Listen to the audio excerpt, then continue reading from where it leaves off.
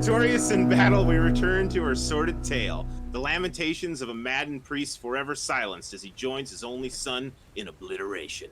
Near the wood line to the east, under the shadow of Castle Ravenloft, high atop its pillar stone, poor Doru met his end. Yet the village of Barovia still burns. The church house, once dedicated to the Morning Lord, now condemned to the flame. The last bastion of hope of these forlorn folk, no more.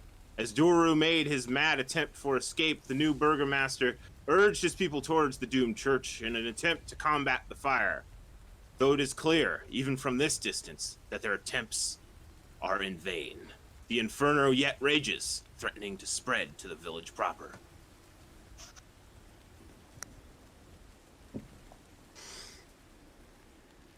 Yes. Yes. Oh, are we picking up right there? Yep. Oh. Oh, dang.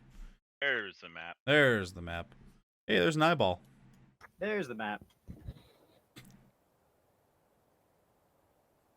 It should be fully visible at this point. Yeah. So I'm assuming that we've got a structure fire right here. Little fire here.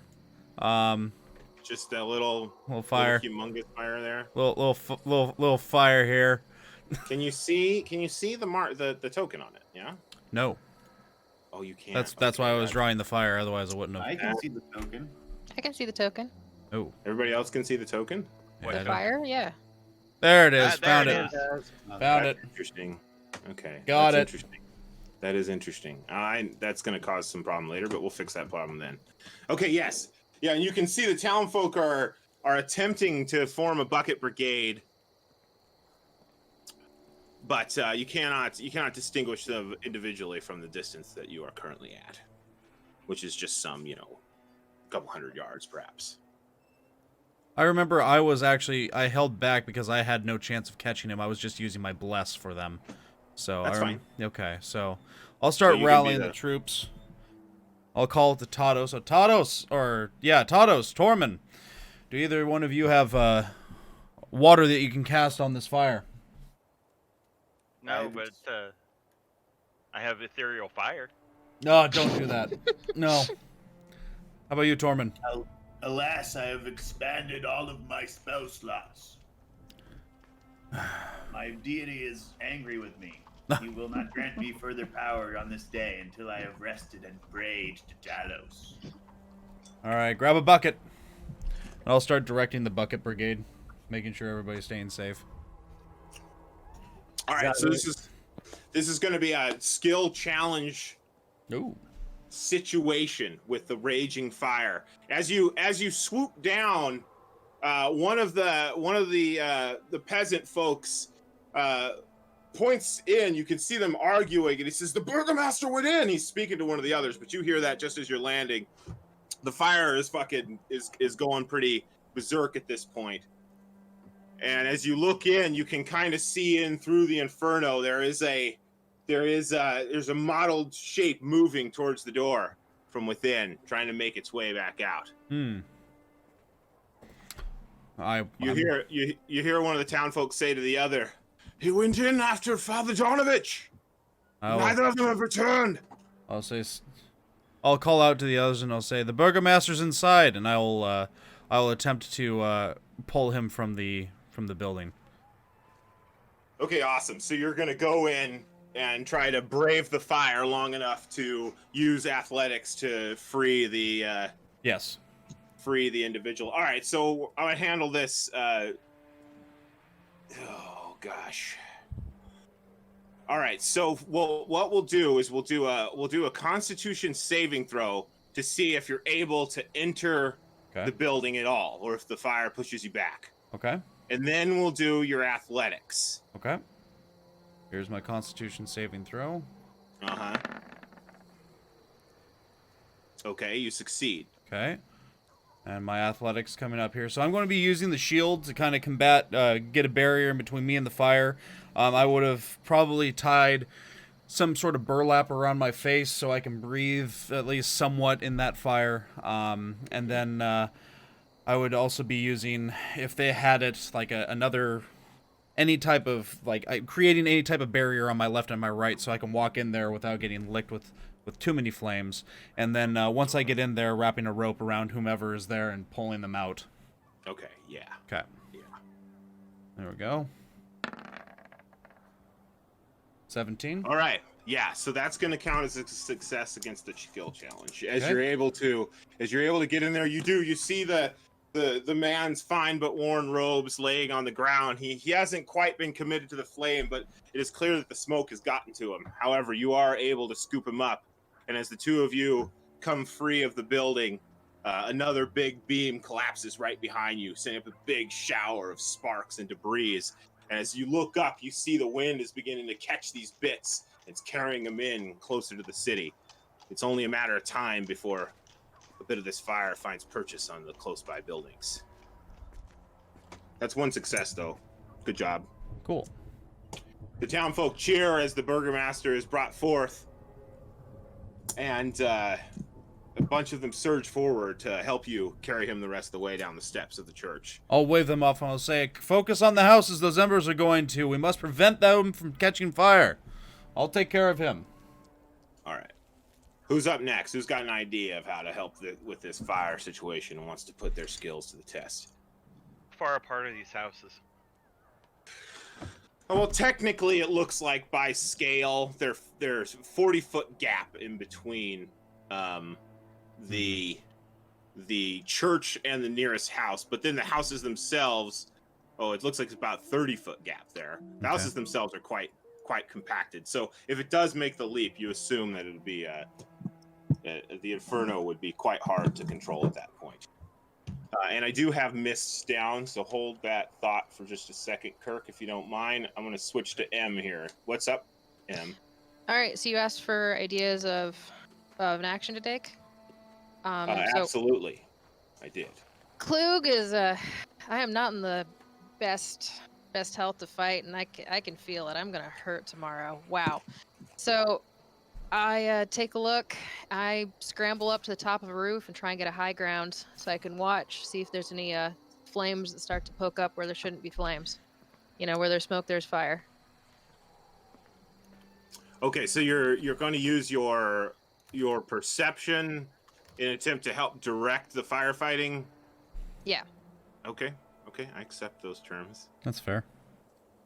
I'm gonna give you the medium difficulty on this one, which I believe is a DC 12, and go for it. DC 12? Perception. Yeah. Okay. My perception is a -1. So, Yeah, just go for it. going See for what it. happens, baby. Yes, honey? No. That's not how you do that. Did something wrong. Yeah, you're rolling a d12. Okay. You need hit your perception on your skill sheet. Oh, There it right. is. Yeah. Here was doing all good and stuff. Fine. You're fine. Perception. Yeah, it will automatically add everything up for you. Just hit perception. It'll say public roll. Yeah, that's not Ouch. going to do it. Nope. Ouch. Unfortunately, the wind catches the choking smoke just as you reach the top of the building, and your eyes are stung, and to no avail. The fire rages on.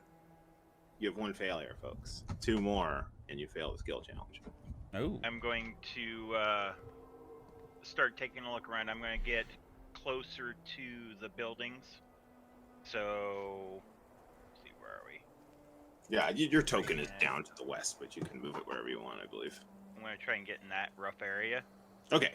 I've dragged the Burgermaster over to here, by the way. Okay. Burgermaster. Mm-hmm. Burgermaster. I like, yeah.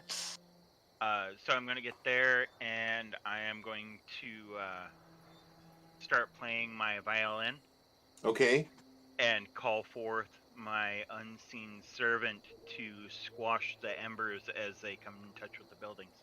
Okay, is that a level 1 spell? That it is. It's an automatic success. Good job. Yay! Keep that Fantastic.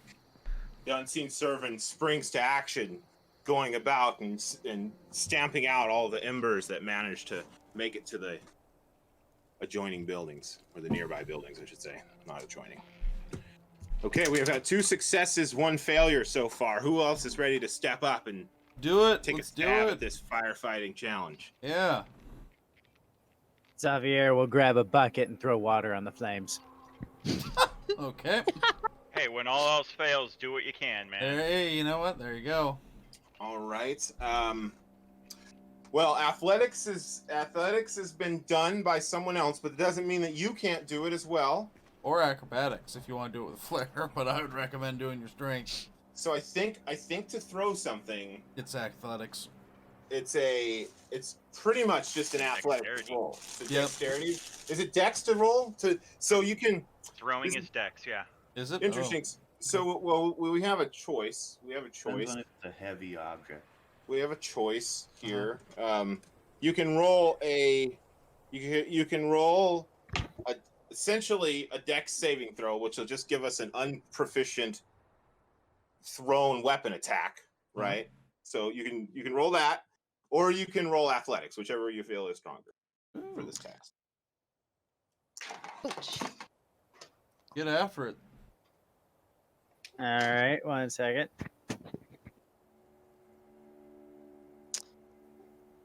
I have a thought for the bards. Alkier will hold one hand still and whirl the other one, and he'll focus his mind just long enough to realize he doesn't know what to do. Fair enough. Fair enough. We Didn't appreciate take much focusing on that. your He's your like, contribution to the group. I'm not good at putting the genie back in the bottle. That's right. guys. That's right. This is outside of my skill range. I don't know what to do.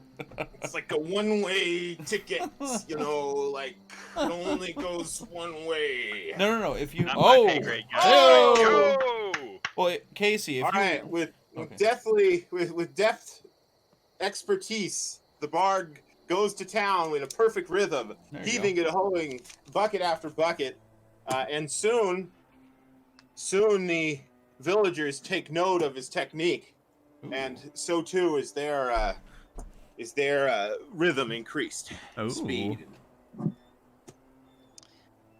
All right, so we currently have 3. Stop the fire. As 3 he's throwing the total water, successes. he's throwing the water, he's singing a tune. Yes, of course. I hope. So, It's off to work we go. It's raining. anyone else? If not, I've got one.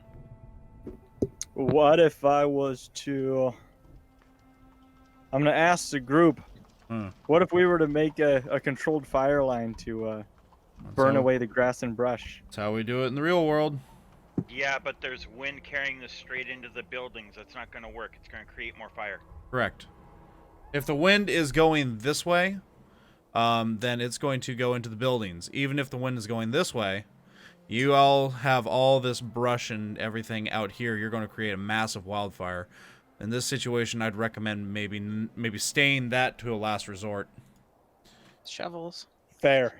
Could Unless you can make a fire line, which is probably about a foot that would separate the buildings. You need to cast So. grease on it. Yeah, that's exactly right. If you can make a fire line, if you have something that could dig into the earth and make a fire line, that would be very helpful for a wildfire. The grease thing was a joke. I know. I got that. Could was the like- bards What I somehow? desperately need is to finish learning the spell I've been studying. Gosh darn it. Dang nabbit. Next level's going to be a little while. It is. I agree. We It's haven't heard tough. it. It's tough. Next level is literally control flame. Oh yeah, that's gonna be freaking perfect. Hell yeah. All right, so it sounds like Tados has another crack to take. I do, and I'm going to not take inspiration, but I'm going to.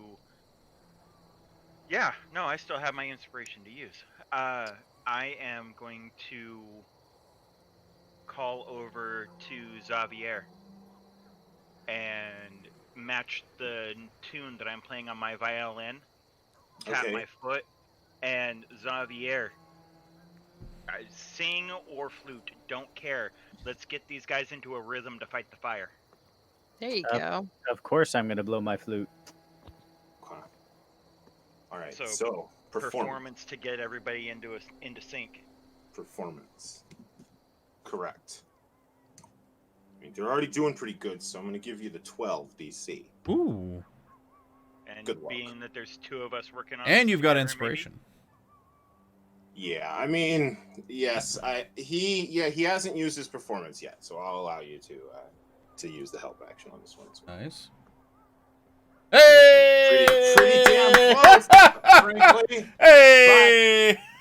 But that gets you your 4th and final victory. Wonderful. Nice. All right, so as the music picks up, the turning point occurs, and the moment of highest uncertainty passes. The fire begins to come under control, and within the next 20 minutes or so of hard labor and careful control, the fire is not more than smoldering embers. A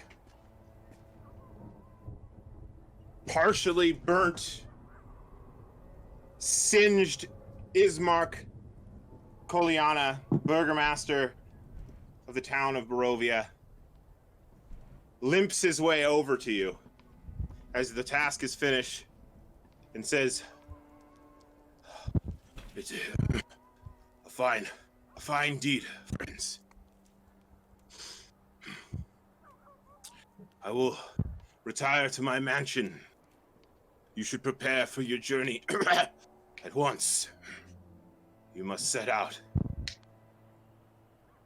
Vallaki is far, and if you do not leave soon, you will not make it before nightfall."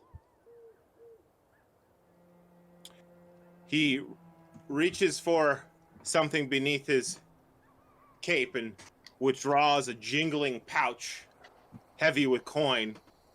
He hands it out and says, "I'm afraid this is all I have to offer.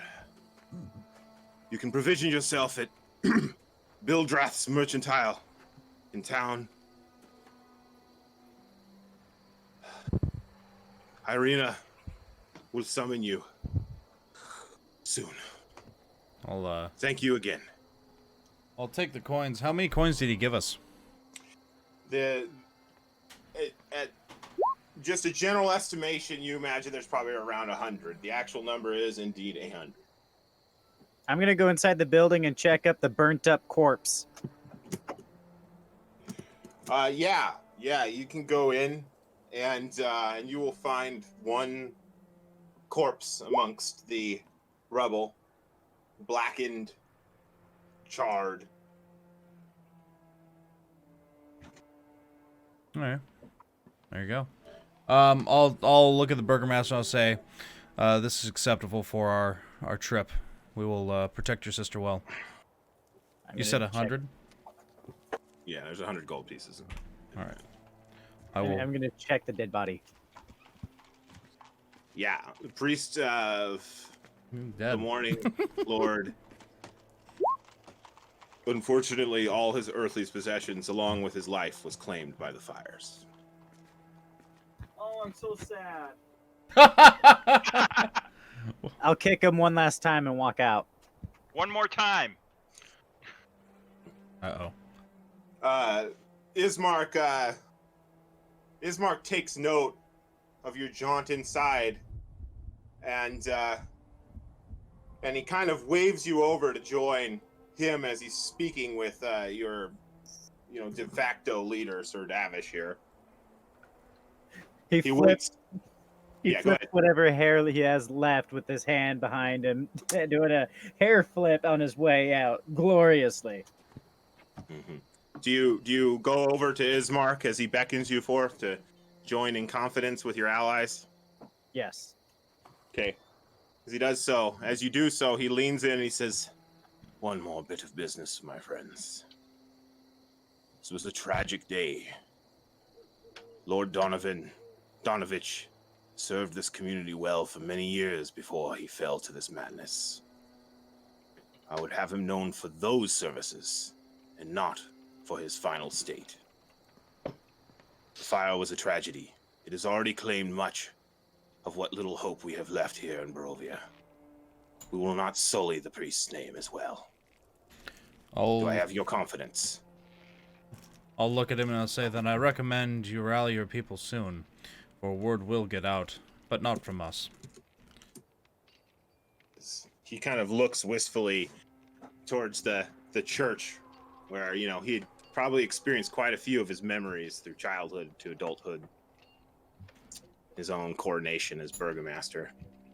And then he looks to you and says, well, I believe the secret will die with us. He nods to you each grimly one last time, and then he turns and he says, I have business to attend to, my friends. If you wish to speak to me before you are off, you will find me at my estate. Very well.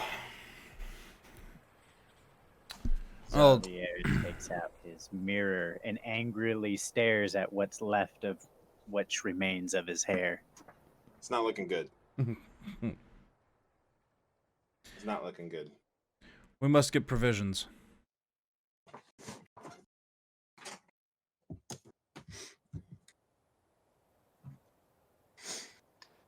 Well, I suggest that we split up to get provisions. Someone check on the status of any type of horse or wagon we can either rent or buy. Food is another thing, and sleeping accommodations, just in case. I recommend we split up for this. I agree. Yeah. I'll look for a second hand shop where I can exchange some trinkets and jewelry for coin. Yeah, so the Burgermaster urged you to visit the... Sorry, let me pull my notes up here.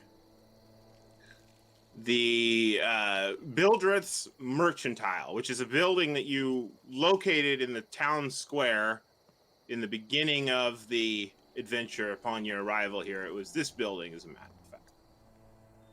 There is also the inn, which was located here, central, across the street to the north.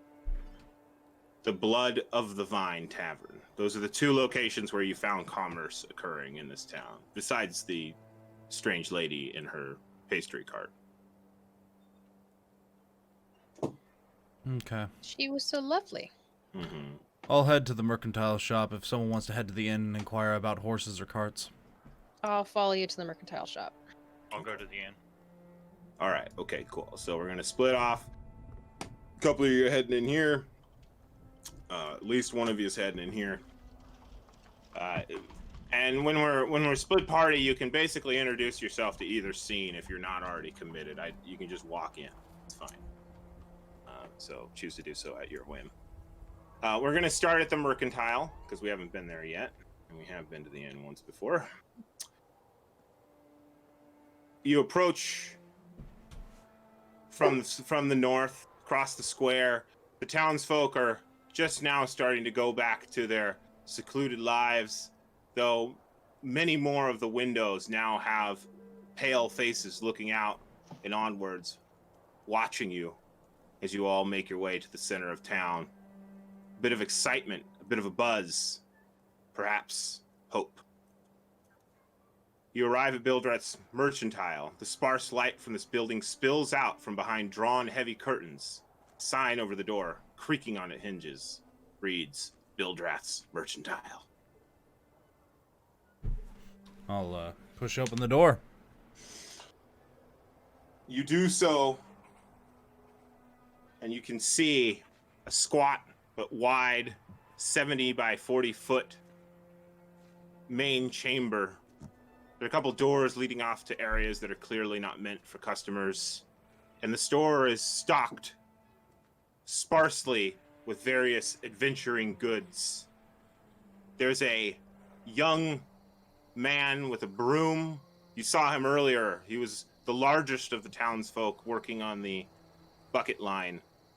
He smiles with a simple smile, his massive rippling muscles relaxed as he sweeps and smiles in your general direction. From behind the counter, there's a squat fellow, balding hair, bristly mustache. He has a weather-worn face and a scowl as he looks up from whatever bit of business he was tending to from behind his counter. Says, "Oi there! Welcome to Bildrath's Mercantile. Oh, you must be that new lot that come through town. Heard you been up to some business by the church this morning. My boy says so." Yes, unfortunately. But, hail in good faith. We're here to hopefully restock our goods before we head out of your town here. He says, "Fine then. Go ahead and take your pick, sir. They're priced as you see them. But I'm watching you. No sticky fingers now." And he's looking right at you, Klug, when he says that, as he wags his finger in your general direction. Yeah. He says, "Periwimple, how do we like thieves around here?" The young man says, "Oh, Pops, we don't like them one bit." He's a big boy. I'll kind of stand without moving, kind of 3 feet in the doorway and go, "Interesting that you would assume us thieves." "I assume the worst to everybody, sir. It's how I've stayed in business so long. Isn't that right, Periwimple?" "Well, yes, Paul." Suppose that's a way of doing business, but me finding the good in other people would say how I stayed alive so long. Yeah. He seems bored. Says, "Very well. Tend to your shopping, sir. And I'll just give you guys the list of what you can find here. Cool. The prices are all down pretty far. Okay. in Yeah, table I form. got that. Yeah. Okay. So, while you guys are looking at that, Mm-hmm. I'm going to switch over to the other scene. Everybody has access to that now. It's in your chapter 2 or whatever what are we on? Chapter 3 handouts folder. I'm going to assume everybody has a chance to buy before leaving. So you can do whatever business you want. He'll pay you whatever price I've told you things are worth for them. But he charges what he charges in that handout. Meanwhile, let me pull up. Meanwhile, Tados, you make your way into the Blood of the Vine Tavern. The fireplace is out, and the room is taking on a bit of a chill. The plain-faced and mannered barkeep is still idly cleaning the same dirty tankards with the same dirty piece of cloth as he was last time.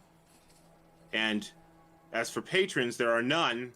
However, the 3 women, colorfully dressed and with dark, beautiful features, are sitting within the room still. In the same chair, or same table that they had last time you were within.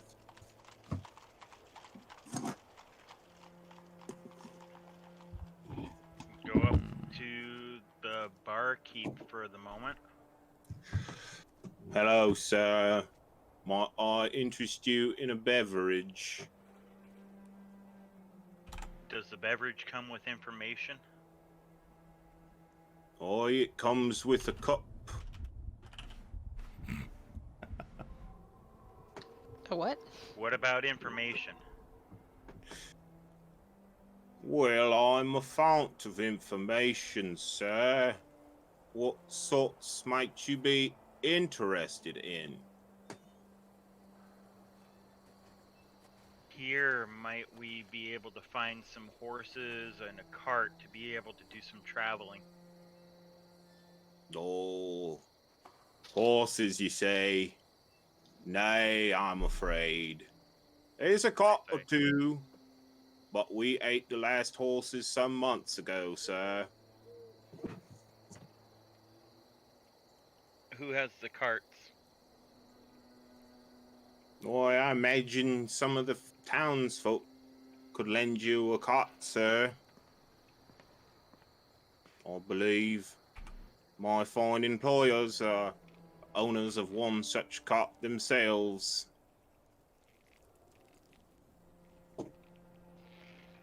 He's right? sort of, and- yeah. He sort of looks off in the direction of the three women as he says the word employers. Sure. Very well, thank you. And I will buy a drink for me, non-alcoholic, and for the three ladies at the table. Okay. He gives you 3 flagons of very much alcoholic wine and asks you for 3 copper pieces, sir. I will hand him 5 copper. He doesn't seem to notice the discrepancy. It says, "Thank you, sir. Enjoy your beverages." Alright. And I will take the 3 beverages, and he completely ignored my request for non-alcoholic. Is that correct? Yeah, he did. Okay. I'll take the 3 beverages over to the 3 ladies and point to the empty chairs. This taken?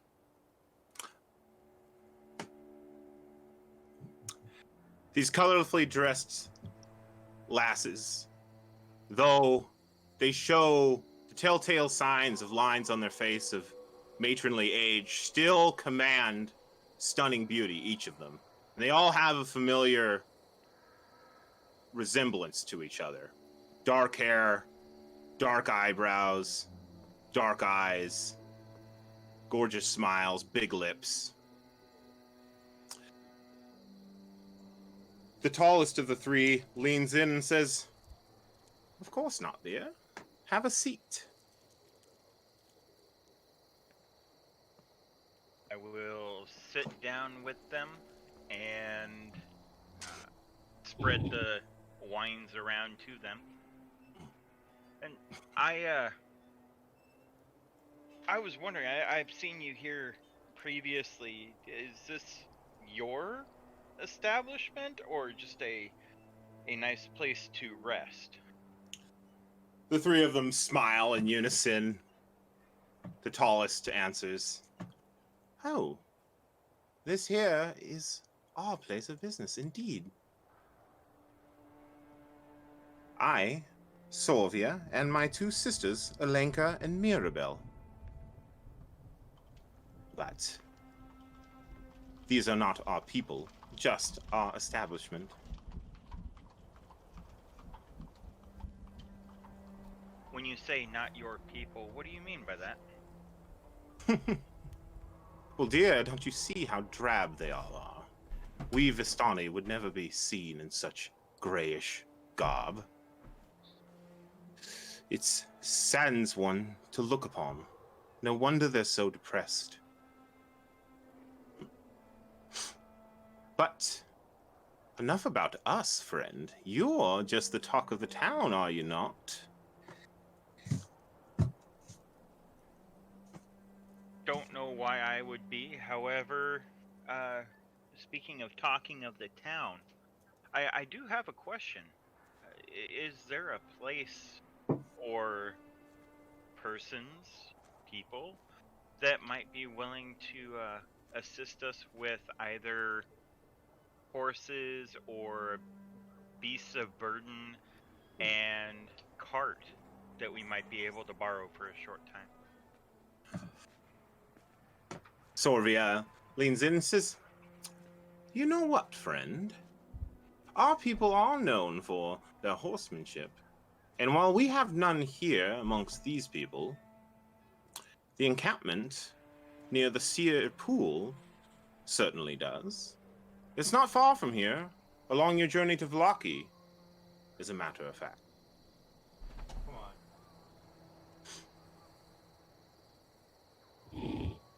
How far out of the way to Vallaki?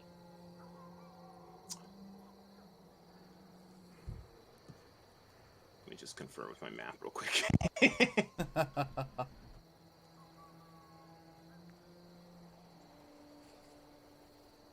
Alright. Well, while you're saying that, I can tell everybody what I bought so far for the group, if that's alright. Or should I wait until we... Well, can yeah. I we- mean, I'm in conversation. She says, Okay. well, to the west you will come to a crossroad, and from there you can continue on west. It's a kinder road, easier to travel, but to the north you will find the Seer Pool, and the Vistani there, who surely you will find friends amongst, charming as you are.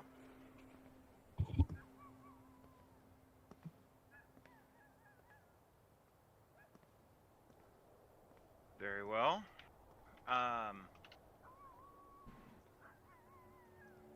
Is there, now when you say easier to travel, is that, aside from going up and meeting others of your people, would that be the best way to get, the quickest way to get from here to Vallaki? Oh, yes. Yes, indeed, my dear.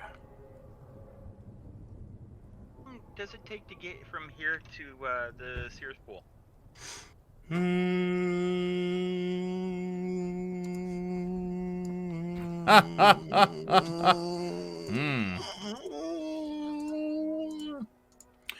She says, it's about a half a day's travel. Okay. Half a day there, and then to get from there to Vallaki, worst case scenario, the horses are asleep and need to be fed, and we aren't able to accrue them. What's the time to get from there to Vallaki?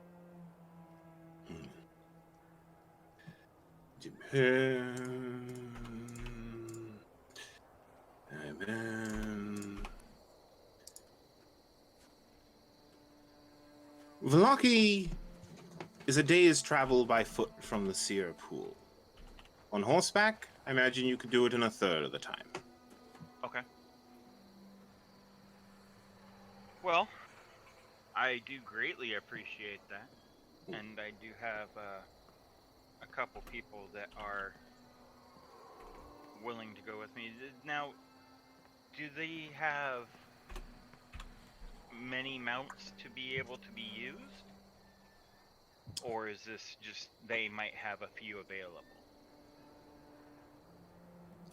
Says, it depends on how many are currently encamped. Our people tend to travel to and from these lands regularly. We have not been to the encampment for many a year ourselves. Unfortunately, we're not exactly welcome there anymore. I was going to say I hope only on good terms. However, well, unfortunately, my people, our people, don't look kindly upon property owners. gotcha. So is there something that I might be able to give them for you, or transmit information that you might want them to know? Since obviously if they don't want you back in their presence, even with the loss of family over great distance, it's still good to hear from them time to time. The eldest of the three, or tallest of the three, as I've been referring to her.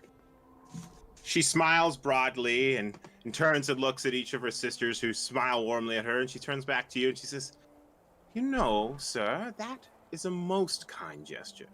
And indeed we would like you to send greetings and fair tidings along to our grandmother. Her name is Madam Eve, and she serves as our kind's fortune teller. She's always so very glad to meet men and women of virtue and grand legend, as you undoubtedly will find yourself soon ensconced within. Yes, tell our grandmother that her granddaughters fare well in the village of Barovia, and yet continue their exile in peace.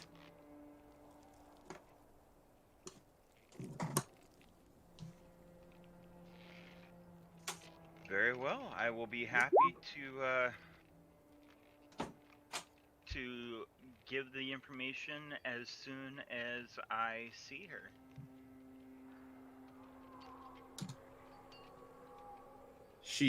Sorvia smiles broadly and she says, "Very well. And, just by the way, sir, you seem to have something poking through your wig." And she points up to where one of your horns had become dislodged from your disguise during the attack from Duro. Yeah, I've figured that, and I figured you were in here the first time I walked in, so you'd probably well know who I was, anyways. You will find our people far more accepting than this skittish lot. Go to the seer pool, meet our grandmother. You will not regret it. Thank you. I'm sure that we can find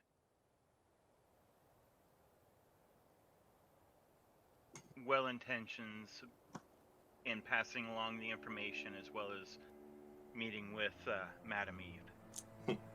And perhaps if you're lucky, grandmother will read your fortune.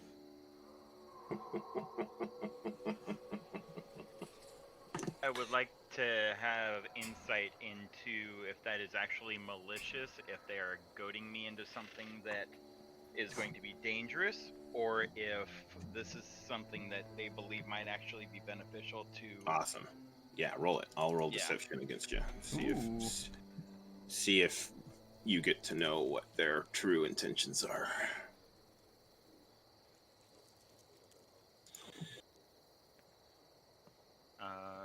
You want me to whisper it or public it? You can do either, I don't mind.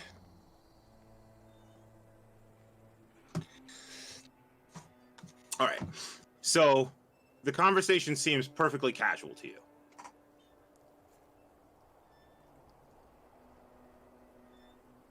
Sounds good to me. Mm-hmm. Okay. Well, I do have a few friends that are currently over buying, I'm sure who knows what, to be able to make the trip from here to there and back again. So, thank you, all three of you ladies, for giving me the knowledge that you have. Our work is never over, and I hope you have a blessed day. Just farewell, my friend. And a word of warning. The roads aren't safe at night in Barovia. That's why I was asking about the time, and I do appreciate it. Thank you. Very well, friend. Perhaps we will meet again one day. Or perhaps we will sing of your legend. Hopefully both. And I'm going to leave them with their wine and head on out the door to go meet up with the folk. All right, sweet.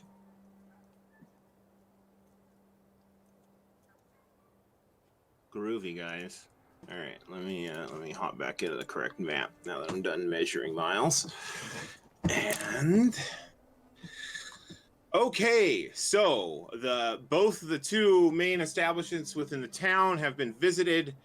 Xavier is unable to find his quarry. Dang. Yes. All right, then I guess Xavier is gonna go to the shop and buy himself a component pouch. Okay, cool. So what I'm going to do is we're going to take a 10-minute shopping break for anybody who hasn't had a chance to shop yet. I'm assuming that's going to be at least Kirk. And then once everybody has provisioned within hopefully that 10-minute piece, we'll initiate the next sequence and get back into it. Sound good? Yeah.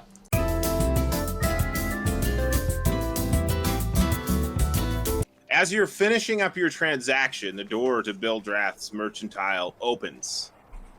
And taking up the doorway is a slender young man, cowled in a long, dark cape, hooded. traveling clothes beneath, a pack on his back, and a sword sticking out from the pommel of a sword sticking out idly from the folds of the cloak. He looks around the room for a moment from within the shadow of his cowl or his hood, and then, seeing you, Sir Davish, strides forward, coming within just a few feet. You hear the voice of Irina Koliana say, "Are you ready to leave yet?" I'll straighten up and I'll nod and I'll say, "Of course. We are nearing the end of our resource gathering, and we are ready." She says, "Very well. I've already said my farewells to my brother. If you don't have any further business with him, we can be off at once." I'll nod and I'll be like, "Of course. Yes. Well, let's follow me then." I'll lead her out of the shop. Wonderful. Rejoin the group, which I'm sure is standing idly by somewhere.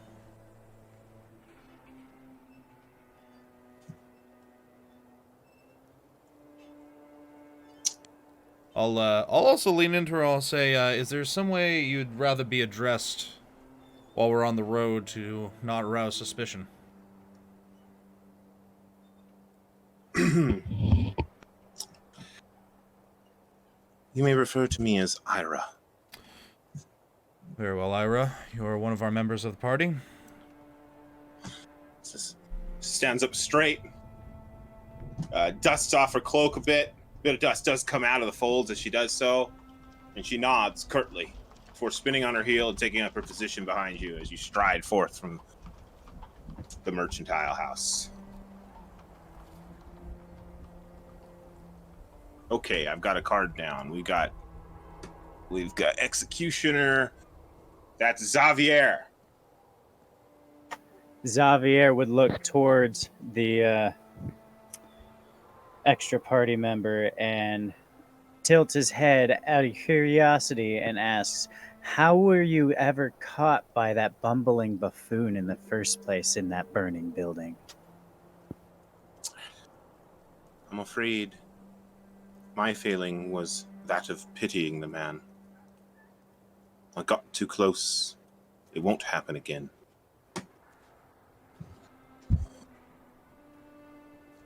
She takes a gloved hand and puts it over the pommel, and you can hear the leather of her glove tightening around the pommel of her sword as she says that last line.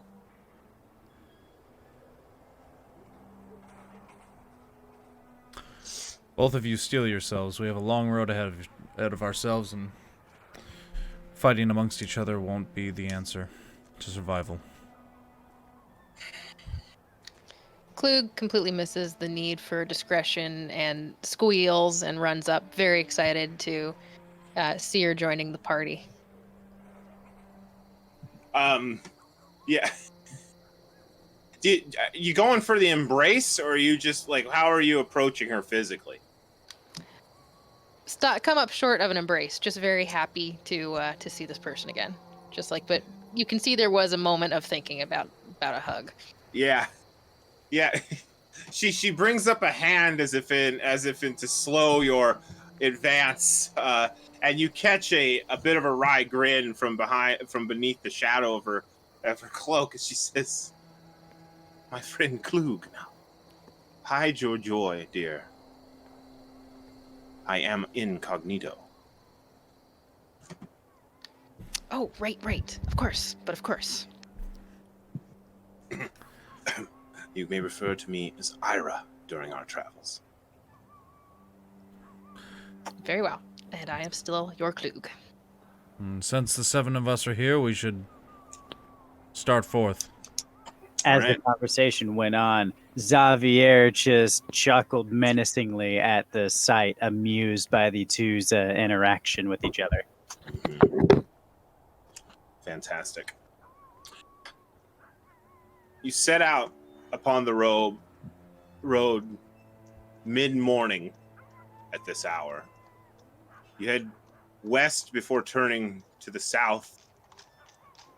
Miles drop away, 2.5 or so, before you come to the edge of the river Iblis.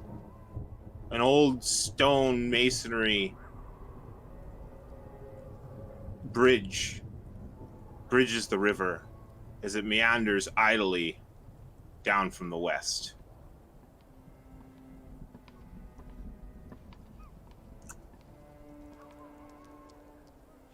Arrow, I have a question for you now that we've reached this river finally. Of course, my friend. Ask of me anything, and I will answer as true as I can.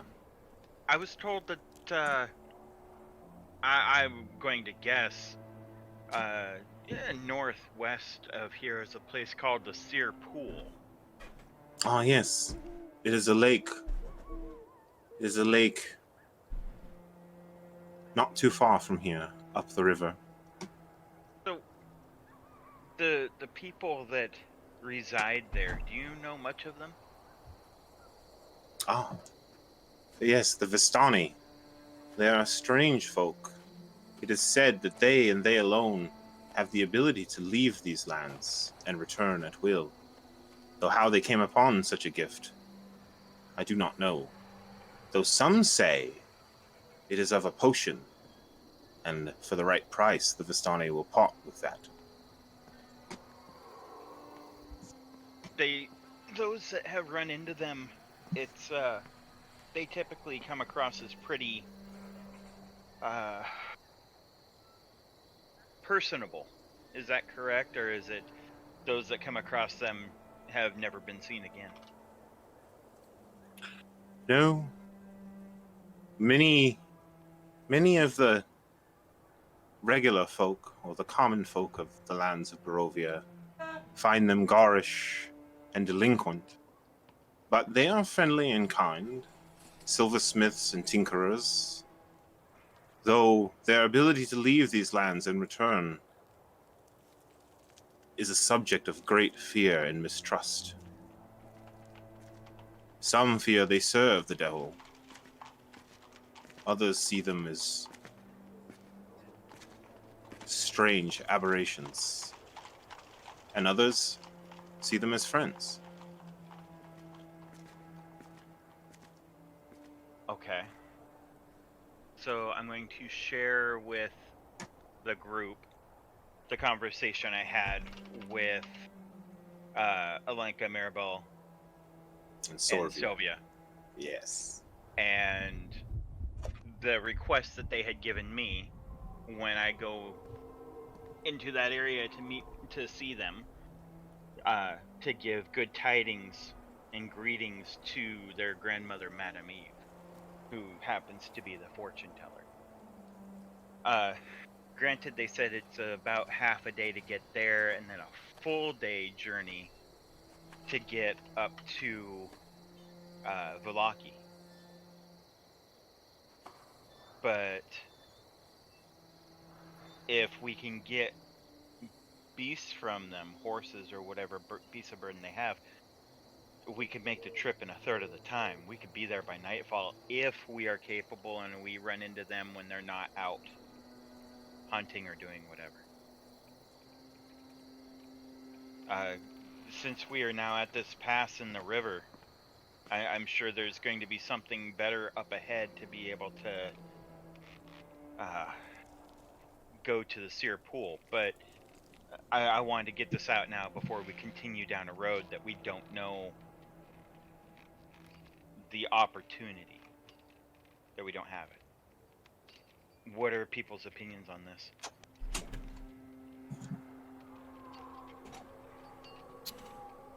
What did you gather from your conversations with them? Did you believe that they were sincere? I couldn't take anything that they were being insincere. It seemed perfectly normal to me. There were 3 of them. They were extremely happy, as they were beforehand. They were also, and I'll reach up and kind of scratch at the base of the horn, not terribly upset by my appearance despite my disguise coming apart. They wished me well and hoped to see me again, sing of legends and tales, and they seemed nothing but polite and good intention and manner.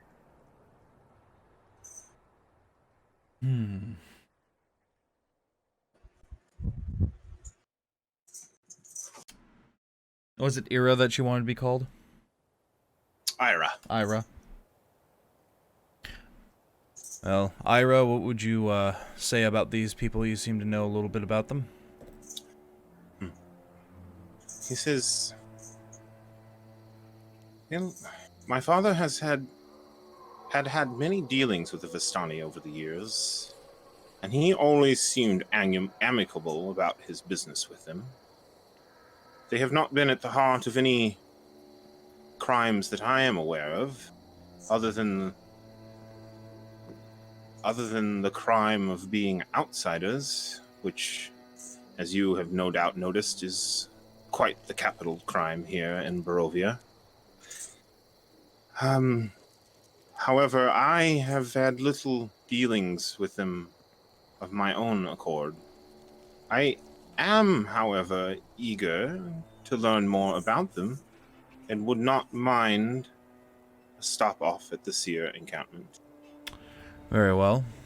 I'd say that's the group consensus. I'd be more than willing to go and see the Seer encampment. We may be staying there for the night, though. I don't think venturing out in Barovia at night is the wisest option.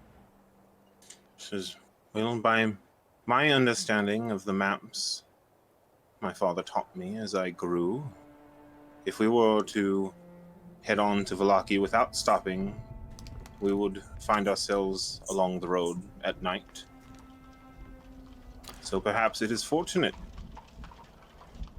that the Vistani have set up their encampment along our path. And I say we make for the Seer Pool. Any objections?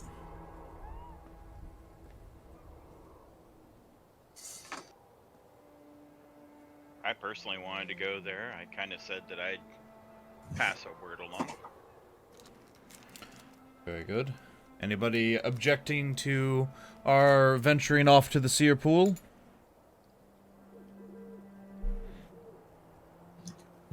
I am fine with whatever the majority rules, darling. Fair enough. Well, it doesn't seem as though we have any outright objections. Dorman, do you have any objections?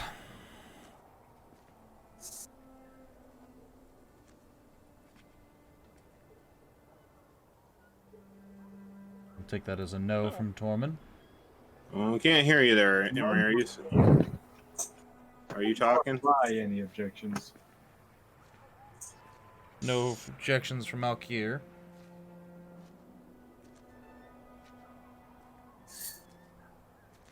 It's settled then. Ugh, We lose this is Emery. driving me fucking crazy. I think we have, yeah. Internet connection, or is it just...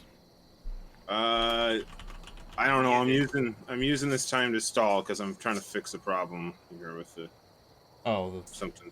There's something I fucked Gotcha. up and slowed up, and I'm just trying to get it cleaned up before we get in any further. yeah, no worries. Okay.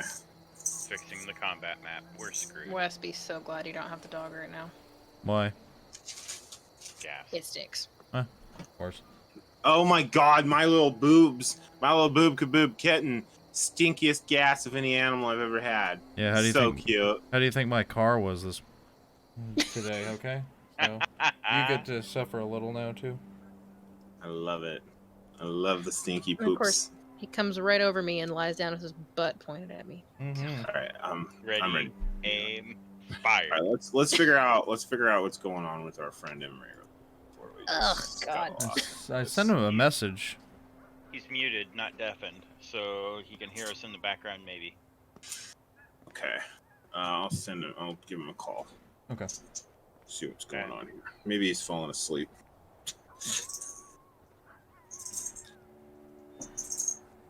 Falling asleep at the wheel.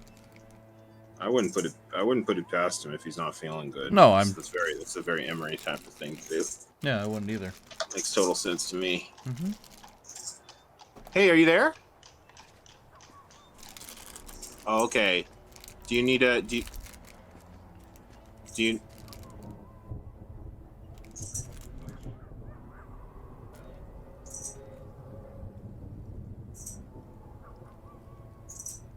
Okay. Okay. All right. Cool. I'll let him know. All right. All right. Cool. All right. But you can hear. Okay. I think he can hear. He's not well. He's laying down, but he said he can access Roll20 from his tablet. So and he's listening in. So Okay. we'll just continue on. Okay. Very good. As you are discussing the circumstances and crossing the bridge to further your jaunt through the wilds of Barovia along the Old Zvalch Road, you hear the baying of wolves.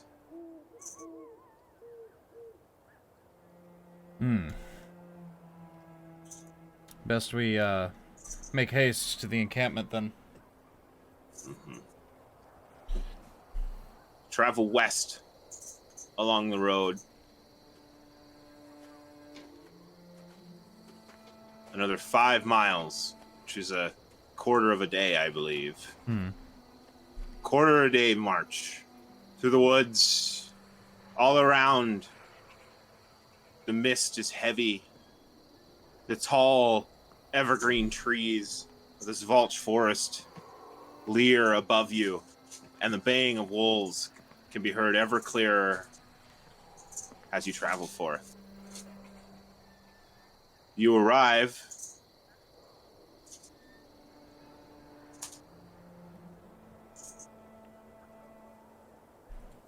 at an old wooden gallows creaks in a chill wind that blows down from the high ground to the west. A frayed length of rope dances from its beam. The well-worn road splits here, and a signpost opposite the gallows points off in 3 directions.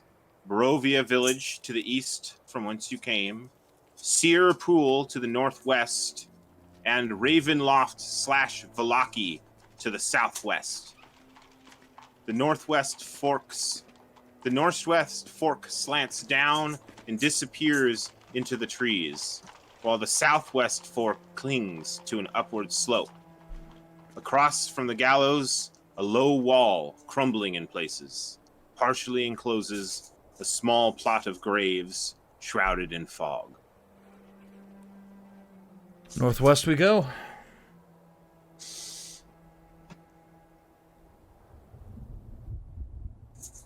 I'll start heading that way. As you all begin to journey along the road towards the Seer Pool encampment, Xavier, you hear a creaking noise behind you, coming from the gallows. Where there was nothing before, now hangs a lifeless gray body.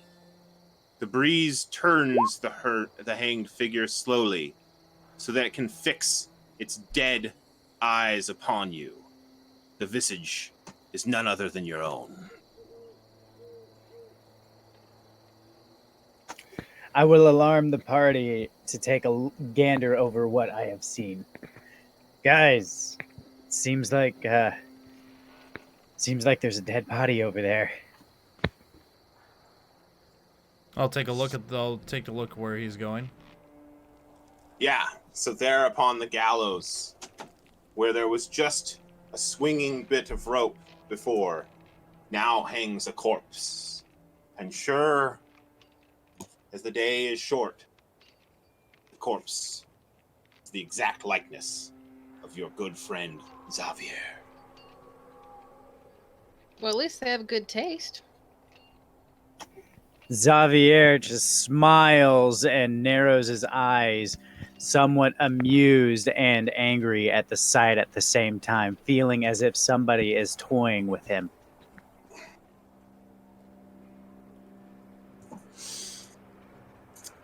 And the dead eyes stare back at you blankly, clouded from death. I will walk forward and inspect it.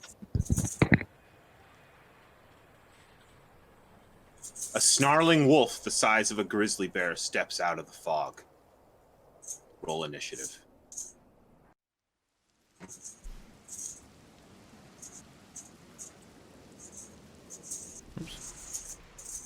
There I am.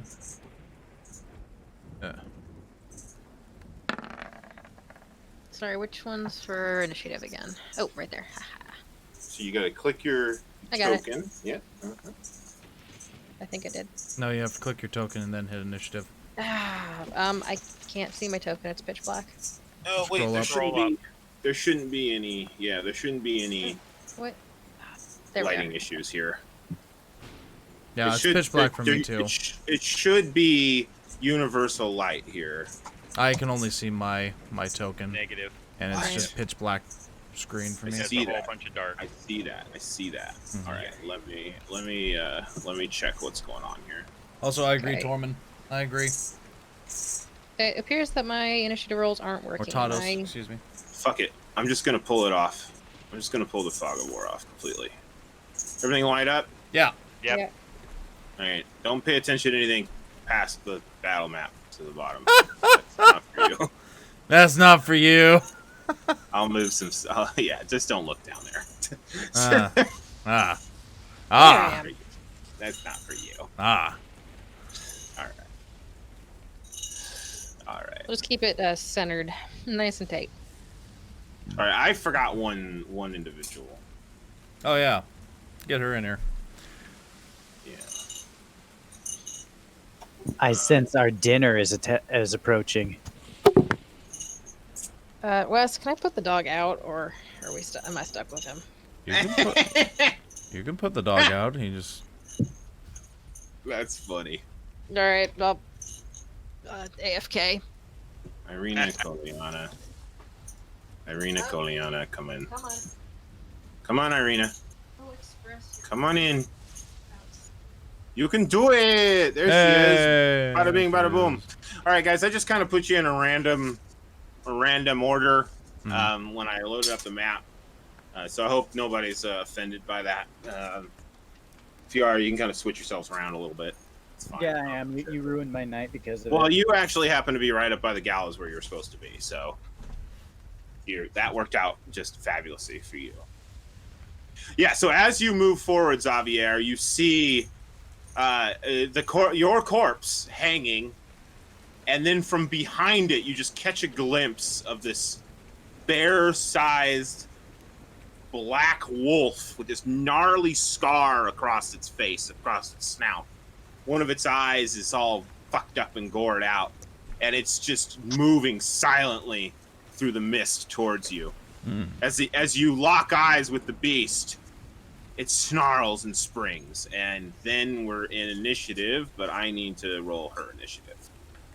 So let me do that 38 for Irina, and then Indian. All right, so Alkir is going to finish off. A growl, a howl, and now you can hear answering howls from all around you. As Sir Davish, you spring to action first. I mean, Alkir has 23. Wait, Alkir, why is he way down below? I Did don't. you know. sort it differently? I need to bring the sorting up. There Sorry, you guys, go. I read Nope, the you're good. initiative wrong. You're good. I read the initiative wrong. My apologies. And also, I'm getting some messages that I'm not seeing. Alkir. Tormund, he's last because I hadn't hit the button yet. We're good now. Okay. All right. All right, Alkir first. Yeah. Alkir first. Do it, buddy. Alkir will ready himself, casting Mage Armor. Okay. Just to give you a awesome little glimpse at like my canopy here. Anything that's in the shadow, you can assume that has got light is lightly obscured for the purposes of disadvantage on rolling ranged attacks and seeing things and whatnot. Perfect. Okay. Mage armor mage armor goes into effect, and as your incantations stir to your stature, do you do anything else, sir? Yes, I believe so. Let me check here.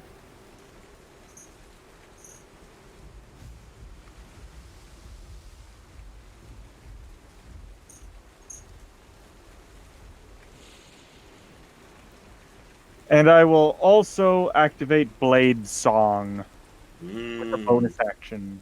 Ooh. Singing blade begins to whistle and carve at the air as he whirls himself into a dervish, flourishes and moves. He does a little fancy whip trick, whipping it in a spiral from his right to his left over his head, and it makes a whistle as he does so. Fuck yeah. All right, bring it on. Fuck yeah. Sir Davish. And if you're wondering why the token is so large, that's because it's that large. Yes. Is it a fiend or an undead? Do you have a way of discerning that? I have no idea if I have a way of discerning that. I would say you could try to discern that with a perception or perhaps a religion roll. One of the two. Something along those lines. If you can come up with another reason for something else, I would accept, and I will accept it. I mean, one of those two. Would it be my bonus action? Yeah, I'll allow. Sometimes they're actions, and sometimes they're bonus actions, and this one would be a bonus action. I'll attempt it with a bonus action. Okay. Okay, a 9. Mm-hmm.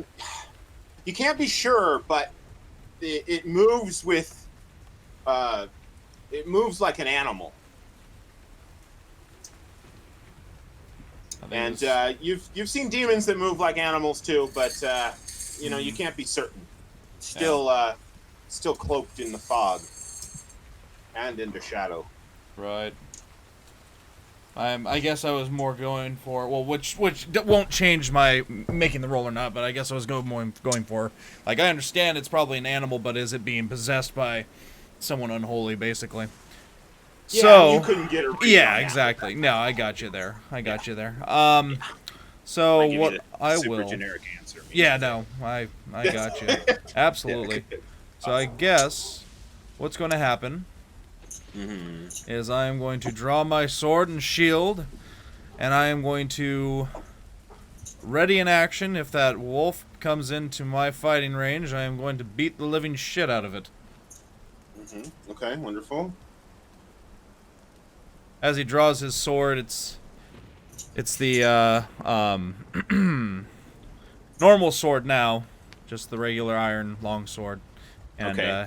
he brandishes his shield and he'll say, "Steel yourselves, we're here to battle." Okay, wonderful. And I'd just like to take a moment to ask everybody to just make sure that their HP is correct. I know some folks had temporary HP in the amount of 5 last time. That would have worn off by now. And I believe, unless it lasts 8 hours. And then also other folks had their max HP reduced, quite a few. So I hope everybody has kept track of all that, because those effects have not, that the reduction in HP, max HP, has not ended yet. Gotcha. Okay. All right. Now, Sir Tavish is done. It's Tados' turn. It looks like we know that Tormund planned. Oh, he did. Oh, it's duration 8 hours. It is still in effect. Okay. Perfect. The extra 5 is still in effect. And Thank you. and also the negatives to whatever your max was. So just, you know, I know it's a little complicated right now. So Sir Davish, you have a ready to action. Did you want to move at all? I will move up. Yeah, I'll move up to bear. Okay, so there is now an enemy within your range. Oh, will that put him in? Oh, yeah, I guess that would put him in my range now, wouldn't it? Yes. So you no. can trigger your thing is whenever you want at this point. Yeah, I will stand by here and I will wait to trigger it. Okay, you're gonna wait. All right, cool. Gotcha. Tados.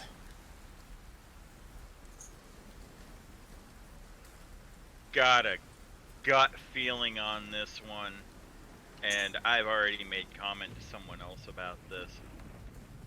Mm-hmm. I'm going to yell out. Mm-hmm. I gotta find the name here. Hold on. I'm going to yell out, "Everyone, we must make it through this to make it to Madam Eve!" And prepare an action.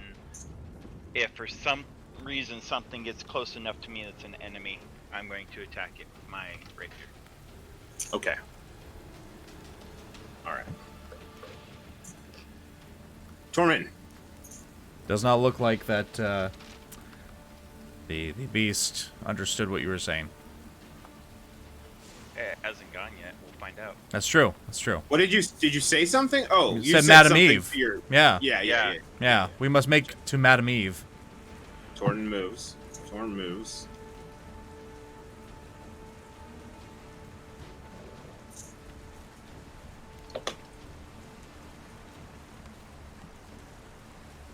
Oh.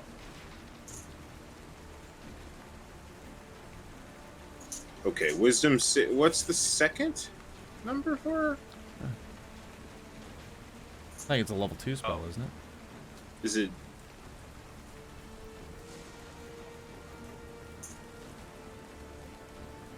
It's 1d8 and a 1d12. I just don't know the spell. That's all. Okay, so I make a saving throw. Oh.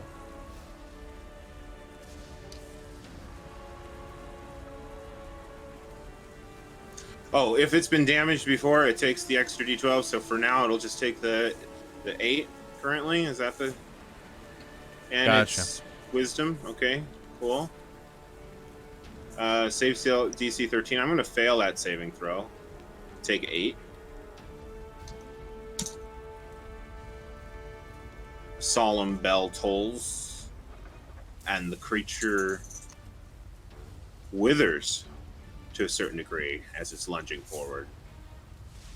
Give me just a second to do what else I need to do here.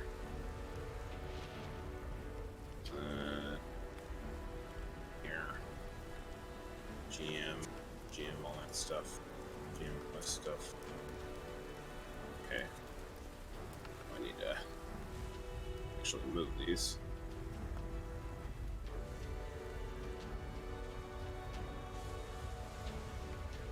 Okay.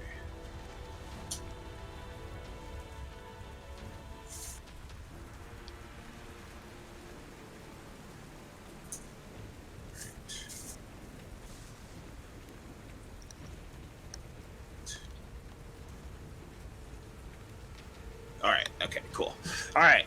Anything else from you, Tormund? I'm guessing not, because you would have typed it already. Done. Okay, Klug, you're up. All right. Just a quick question: did our time in town count as a short rest at all? You know, It was really brief. there's 10 minutes. It's all it takes to take a short rest. So conceivably you could have easily taken a short rest, I would say. Okay. Okay. That give us spell slot back? It gives you back short rest stuff, and you could have spent hit die in order to increase your HP as well. Gotcha. But we didn't do all that, so I'm just going to do the restores on this. I'm Gotcha. just going to give everybody their short rest restores. We're not going to fuck with the HP. All right. Ask I'm gonna for it next pass. time. Huh, oh no, wasn't asking. I figured we're still pretty story wise. It makes sense to be So- where we are. The wolf the size of the bear is currently haunches down, prepared to lunge. It's in the mist, in the shadows, partially obscured, but it is visible. You can hear the baying of wolves all around, echoing off the trees and rocks. Okay. Let's take a quick look at something. God, my perception sucks. I had an idea, but it's not good. Okay. Yeah, bookmark a question for Emery. I never remember which ones are actually spells and which ones are not.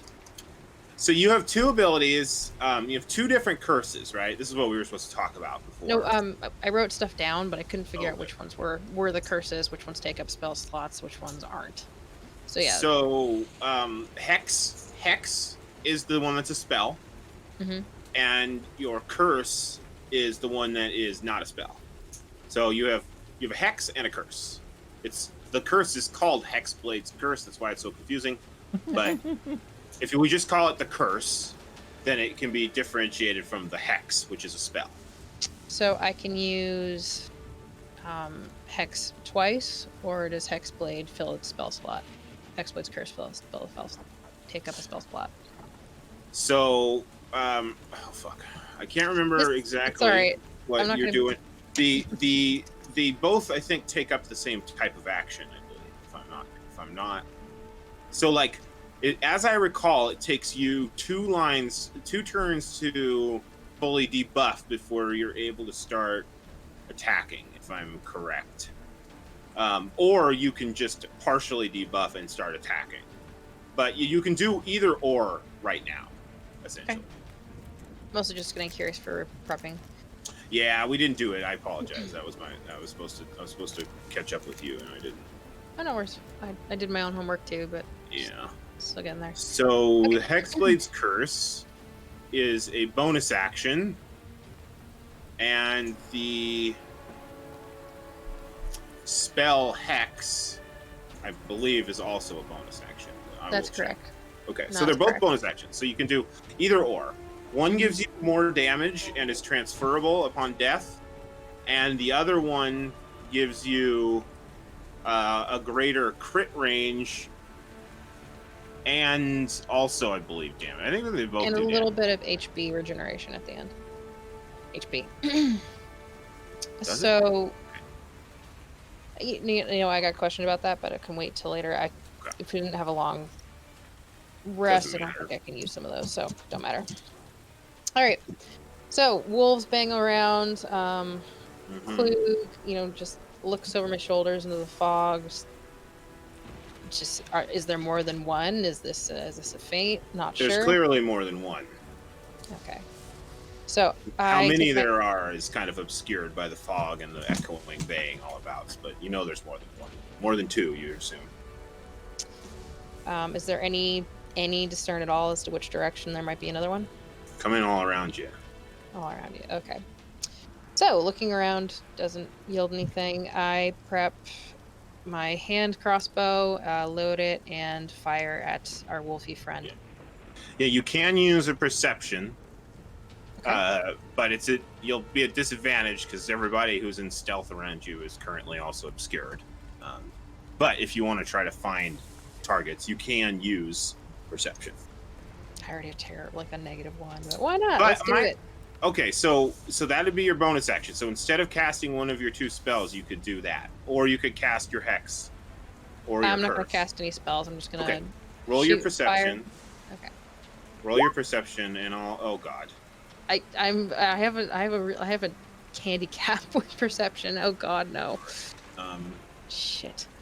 Yeah, you're completely clueless as to what might be around you, and as a matter of fact, find yourself flat-footed against any attacks from attackers that you cannot currently see, which is tough. All right. Well, there's Klug for you. Yeah, but you're still able to fire. So go ahead and roll a ranged attack with disadvantage because you're firing into lightly obscured target. Oh. Both of those are pretty good rolls. Let me just check and see here. Unfortunately, your shot goes wide and thunks into the tree right behind the bear wolf. Anything else? Do you have movement? I'm gonna stay put. Okay. Xavier, the second most handsome. Or I should say Skrillex Zavi Skrillex? I don't know. Zavix? Zrilix. Zivrilix. Okay. It's your turn, bud. All right, 1 second.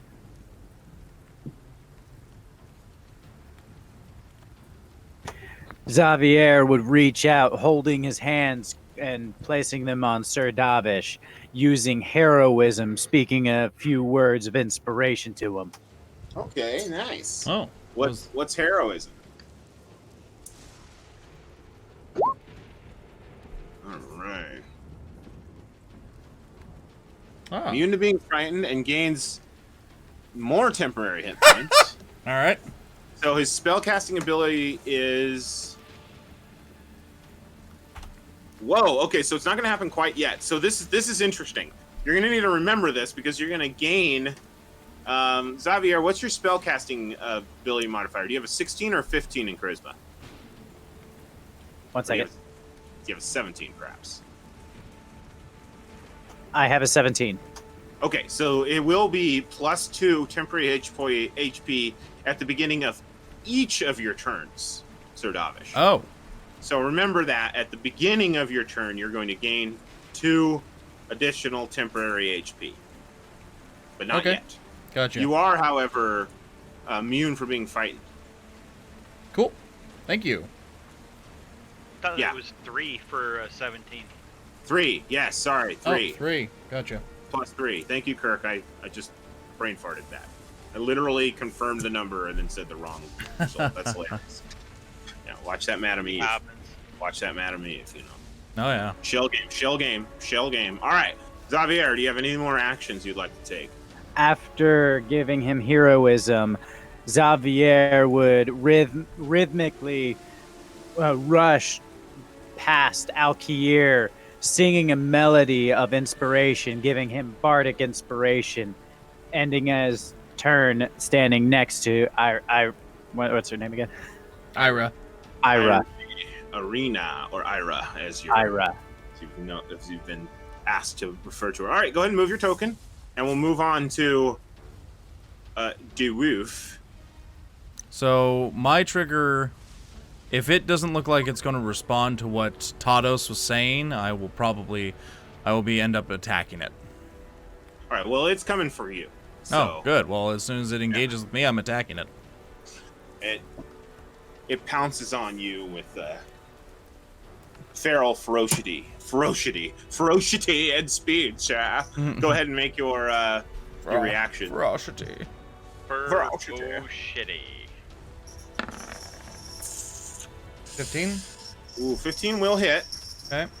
As the creature lunges forward, your sword flings itself through the air for 10 slashing damage. And then sir. I will also... How many spell slots do you have left? Well, we regained spell slots. No. Long rest. Long rest for spell slots, my friend. That's... Okay. And then what I read was wrong. Then never mind. That'll be it. Yeah, so if your ability has some other thing, it is not power. I believe that I will check. Oh, you're fine. I want to know. Okay. Because I think that I'm pretty sure, since our encyclopedia is sick, we'll just have to do this old-fashioned way. I'm pretty sure that Divine Smite requires a spell slot in order It does. to use. Okay, all right. So if you're tapped out, I can't remember how many you had or if you used them all or what. I but did. If you're tapped out, then you have just applied 10 slashing damage, Perfect. which is effective. You open the creature up, Okay. and it comes down hard on top of you, snarling in agony as it does so. Okay.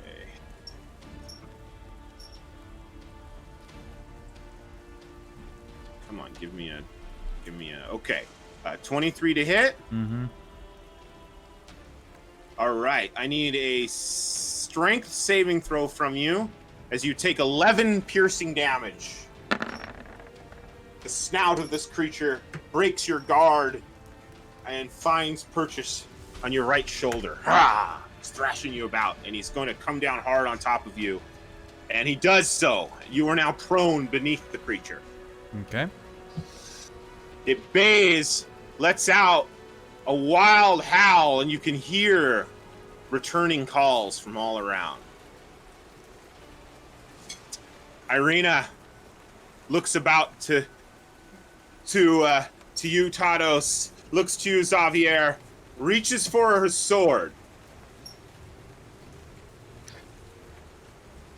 Does anybody want to interject? Don't go forward. Stay here with us. You see as her hand goes bravely for her sword. The second your words hit her ears, there's hesitation. And in that moment of hesitation, she realizes that she's not ready. And so she hears your call and she turns to you. She says, fine, I will stay. I didn't say don't draw your sword. Yeah. Oh, she pulls it. Okay. She pulls it and readies herself in case anything comes within range of her to attack. In which case she intends to attack. Yeah, no, she's not a pleb, but she was about ready to head into battle there. All right. Okay, so that's the end of the initiative order. And with the end of the initiative order, I'm going to roll in the rest of the wolves. All 15 of them.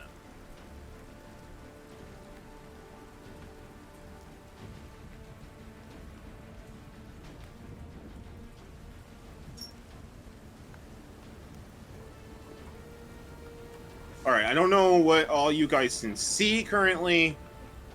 Can you actually see them on the initiative list? I don't think you can because they're currently hidden from you. But I will reveal them as they arrive within your... What was only 12 and now is 15? The wolves. She's making a joke. The remaining wolves that we couldn't see. Hey, he was making a joke about the wolves.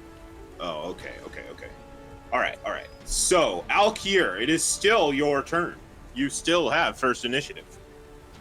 The direwolf that is visible currently has pounced on your ally Davish and is now attempting to snarl the shield free of that arm as you've managed to get it up there in between it and you, Davish, and he is very much attempting to tear and rip at Davish's throat. This is unacceptable. Mm-hmm. He is no longer obscured. He stepped out from beneath the canopy, or enough of him has.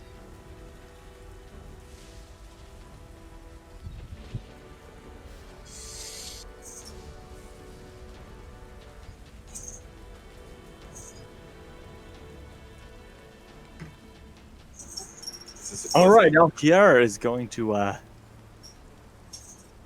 ready his whip, and he's going for a strike. He's going to strike that wolf down with his whip. Tame the wild beast, as it were. All right, go ahead and roll it.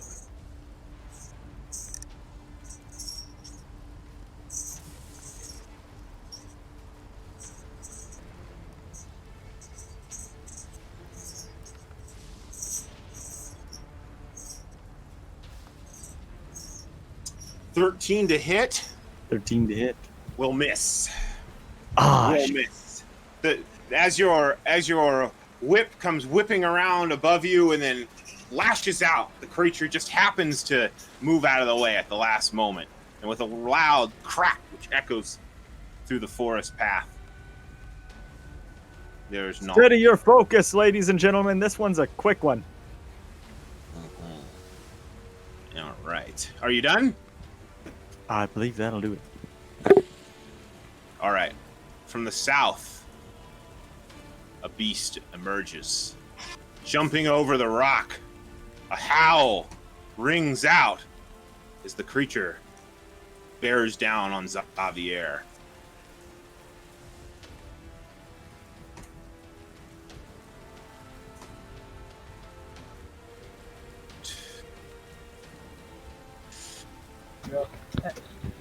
Oh no!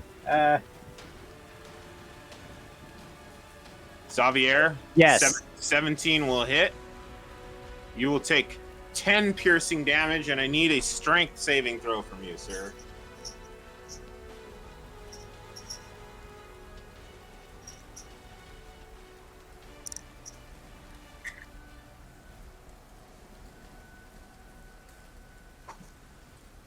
Oh, yeah, no. Unfortunately, you're now prone. And you have taken 10 piercing damage, sir. Sir Davish, the fray has been entered.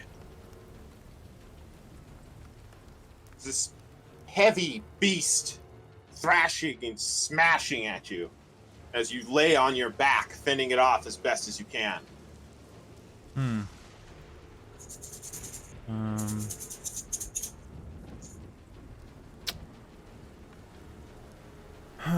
Okay.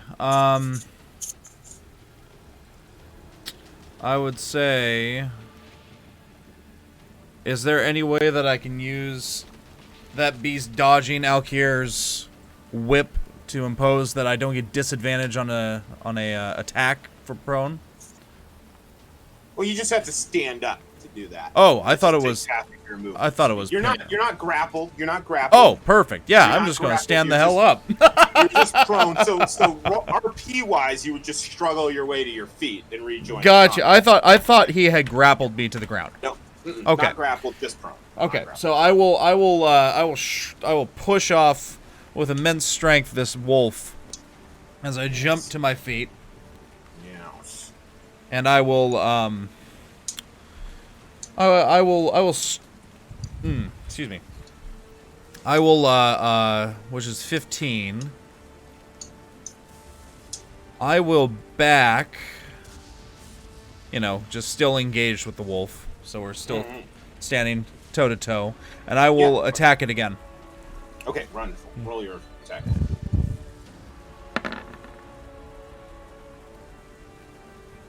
It's not going to hit. So, all right. I believe someone gave you some bardic inspiration, or no? Was that someone else that got the bardic inspiration? That was Alkier that got the bardic Correct. inspiration. I got the. However, you do get your 3 free HP at the beginning. Which I have done. So. Ooh, actually, shucks. I need a concentration saving throw from you, Xavier, please. So that's con.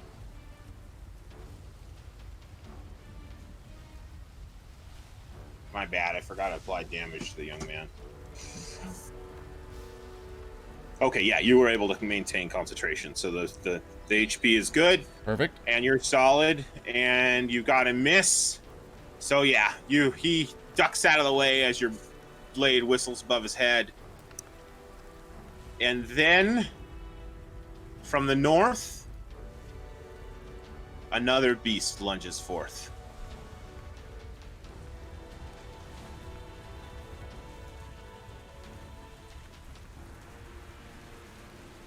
They're coming in from everywhere. Jumping over the small wall, sending its loose stones scattering in every direction. The beast barrels down on you, Tados. Did you have a reaction set up? I can't remember. I did, an enemy that came within range. Okay, go ahead and use your reaction, sir.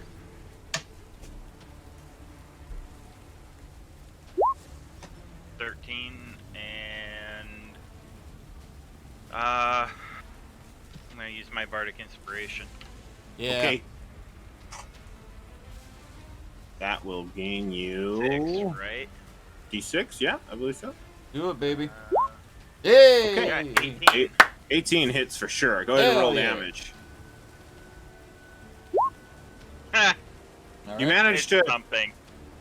strike true, but only a glancing blow as the beast comes down hard on top of you. And it rolls. It rolls a 19 versus AC. Don't want it to hit. You don't unfortunately have the AC not to hit, but good thing it didn't have advantage, because in that case it would have critted you. Yeah. But it doesn't have advantage currently because there's nobody close enough to proc the pack tactics. And in this case, you're only going to take 12 damage, but I do need a strength saving throw from you, please. Okie dokie.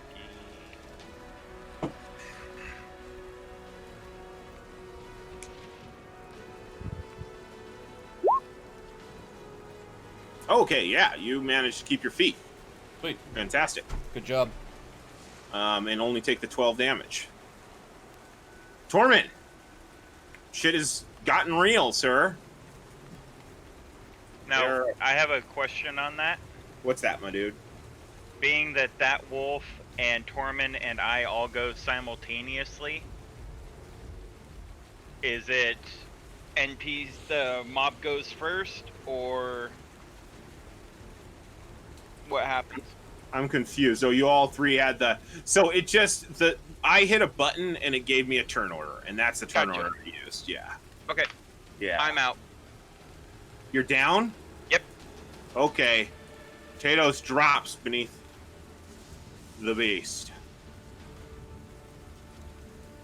So it wasn't knocked down, but was knocked out, which means you are prone. What is this? This is a bizarre show of cyan arcane energies. Oh, So that was like- something else I was going to mention. She readied her attack for someone coming in, correct? She did, yeah, and it looks like there is something close enough for her to hit at, so she will swing. Correct. Thanks for reminding me that. I'm gonna figure out what he's doing here. He says ACK. Is that an attack? No, like ack, I goofed. I Oh. think he might have been going for the same thing that I was. He's going in to attack. He might want to know if pack tactics. Oh, He's grappling. grappling. Grappling. Wonderful. Roll your athletics, sir.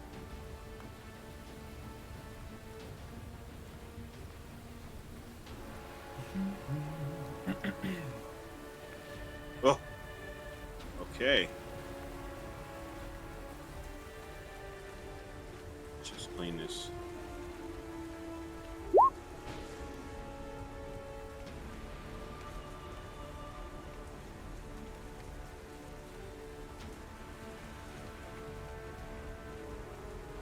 Ah, 7. 7 gets him. You got the grapple. You got the grapple.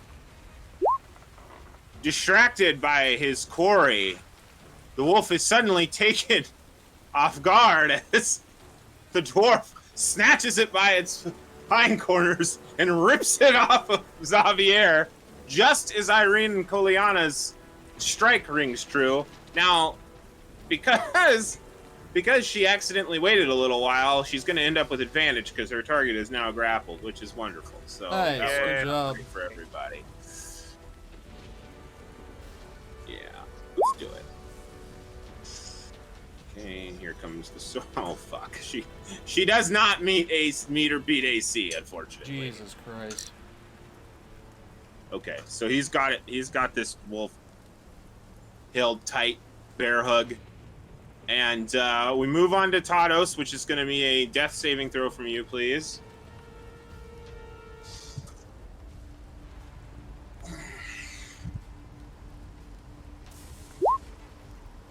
I make Okay, it. you succeed. Wonderful. Nice. All right. All right, from the north, you hear excited baying and howling. From the east, a beast emerges from the mist. Oh god. Oh god, no. Why does this have to be so complicated? This one's going straight for Irina. Jumps up top of the rock. You see it now. This one has a cunning look in its eye. It's gray with a white streak down its back. And it sniffs the air for a moment before locking its eyes on Irina Koliana, or Ira, as you refer to her, and it pounces down right in front of her and attacks.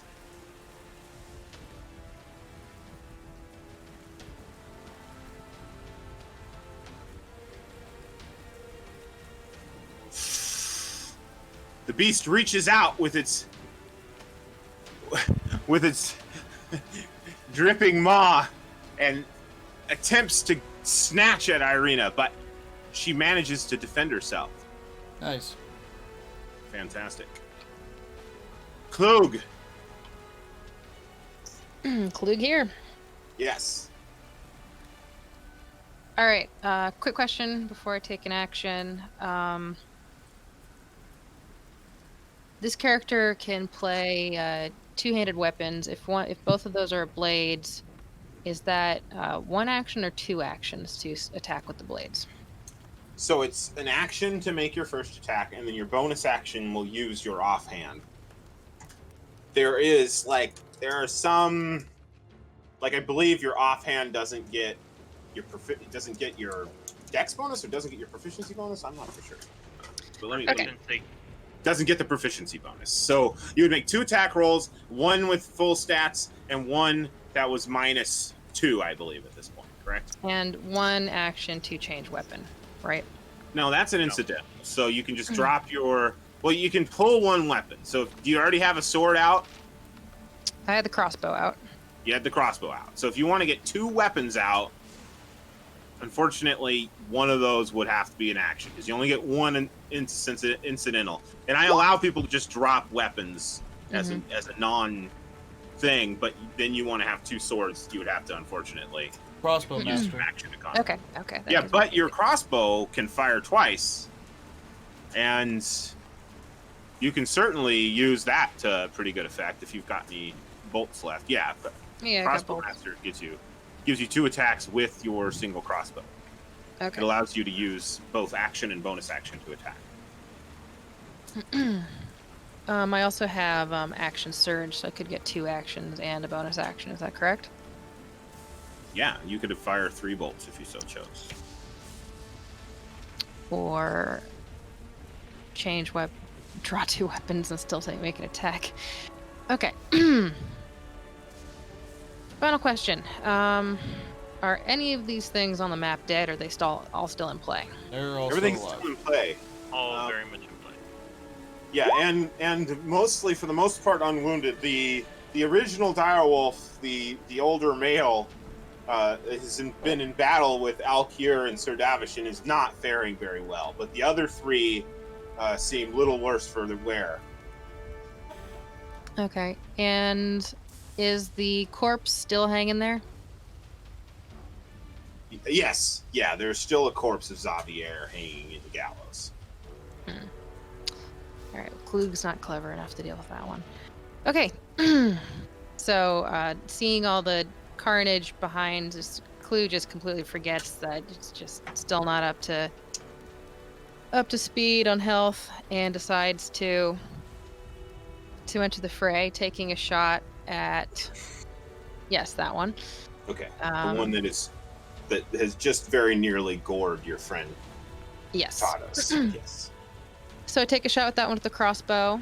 Wonderful. And immediately after doing that, I draw my silver sword Okay.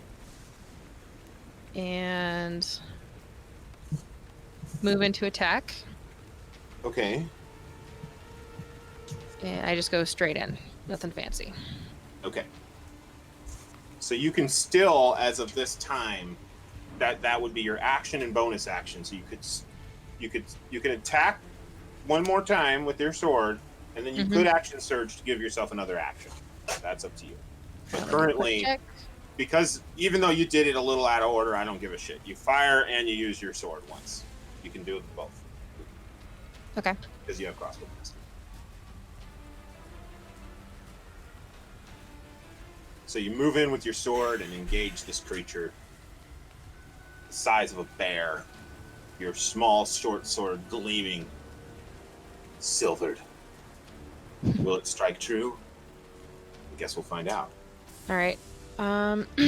Yeah, that'll be it. So I can use the bonus action to make an attack. So what I'm doing is I'm interpreting what you said as I want to use my crossbow master and my sword together. That's what I'm interpreting what you said. You didn't exactly describe it that way, but that's just how I'm interpreting it mechanically. So currently, yes, you can attack with your short sword. Yeah, I assumed that's what I was gonna. Yeah. Yeah. Okay. Sorry. No, you don't worry about it. You can just describe what you want to do, and I'll just tell you what to roll. That's fine too. No big deal. And then, one of these days I'll actually, keep my promise and meet with you, and we can talk about this. Until then, it's accessibility is fun. So yeah, swing that short sword, and that'll be your action and bonus action and 5 feet of movement. You'll just need to advance a little bit to get engaged. Actually, no, you can engage from there. These 10-foot bubbles are quite large. Do I need to also throw for the crossbow? Yeah. You'll take your shot. And your okay. So unfortunately, Klug. Crap all around. Unfortunately, Klug, though your actions look deft and quite well aimed, the beast is a difficult target to land blows upon, and you have failed on both accounts. Okay. I apologize. That's sad to see, I know, but everybody hates it when Aaron Jesus gets you. You hear baying and snarling and howling from the southwest. Xavier, are you still awake? You still up? You're prone currently, and you've just had a bear-sized wolf yanked off of you by a midget-sized man. Very interesting feat of strength there. Well, you are however prone. What?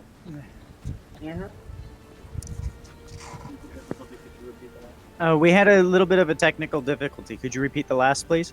Yeah, so you're prone. The wolf isn't blocking your ability to get up in any way. It has currently been grappled by Tormund.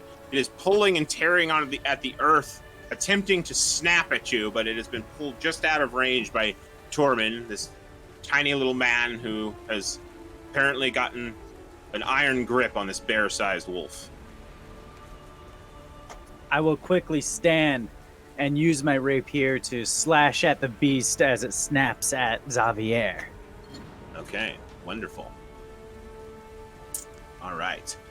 Go ahead. Make your attack, sir.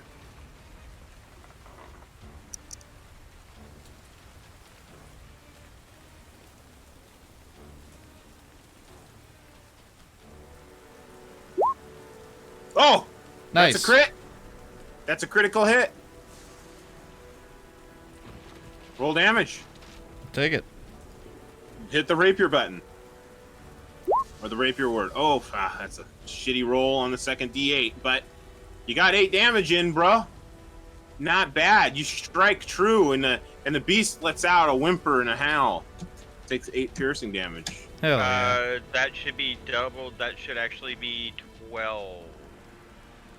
I'm sorry, why? Why? The second Because the roll was a 1d8, which was a 7. Mm-hmm. Plus another sorry, D8 it was rolled a 1. The second D8 rolled a 1. It rolled both. Okay. It rolled both. It rolled. I thought it was 7 plus 1 dex or something. My bad. I'm sorry. Now the plus, whenever you have a crit in the roll, it'll print out the second damage number after the plus. Gotcha. Mm-hmm. Okay. Whether you got it through advantage or not, it'll still print it. So this time you apply 8 damage, striking true, and and the wolf lets out a howl of anger and fear as you relieve your blade of its hide. What would you like to do now? You still have some movement. You are in danger of receiving multiple opportunity attacks if you choose to move without disengaging. I would just like to make you aware of that. You cannot disengage. Now, could I use a bonus action to repost myself and have my rapier out in front of me, readied for another attack? So bonus action. I'm not entirely for sure. What do you mean? Do you want to move your character? No. You just want to brace yourself for impact? You can't use a bonus action to prepare an action, unfortunately. Okay. Then I will use Bardic Inspiration on Tormund. Okay. Bardic Inspiration on Tormund. He really wants you to keep a hold of that wolf, sir. There you go. Good job. All right. Okay. The older wolf, having been cut open and is now bleeding badly, disengages and runs into the woods. Oh, what a dick. Yeah, well, he is a wolf. Let me Sure. just check there. Still a dick. Let me just There's check there. 2 opportunities right there. He Oh, disengaged. He Oh. disengaged Yeah. and ran an unknown amount of feet into the woods. That's why he's a dick. He disengaged. Yeah, he disengaged. Wait, you know, wolf intelligence doesn't want to die, right? No, absolutely not. Okay. You hear more insistent baying from the north. However, this baying seems a little more cautious. Irina's surrounded by these foul beasts, looking all about, seeing Tados fall beside her, seeing Klug attempting to defend her so honorably, and the dwarf and Bard to her south doing just the same. She brandishes her weapon as if to lunge out, but then takes a second thought and instead disengages, pulling back behind Sir Davish and Alkier. As she passes, she says, "I'll watch your back, Sir Knight." And it is now Alkier's turn. She is readied in action. Oh no, she can't ready to action because she disengaged. Get out of there. That's correct. Okay, Alkier, you're up. This is the beginning of a new initiative round.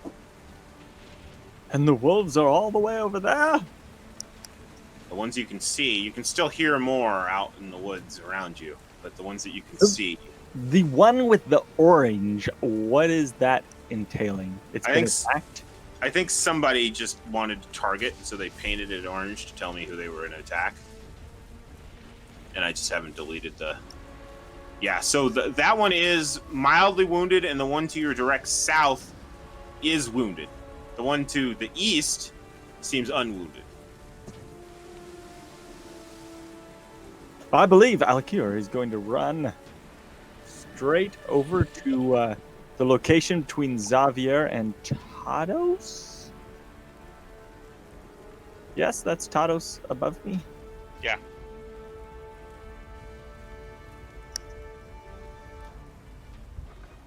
And in this instance with the whip,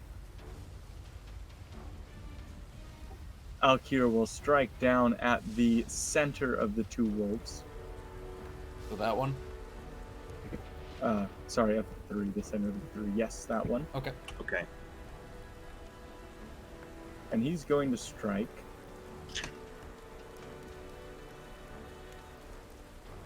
With Green Flame Blade.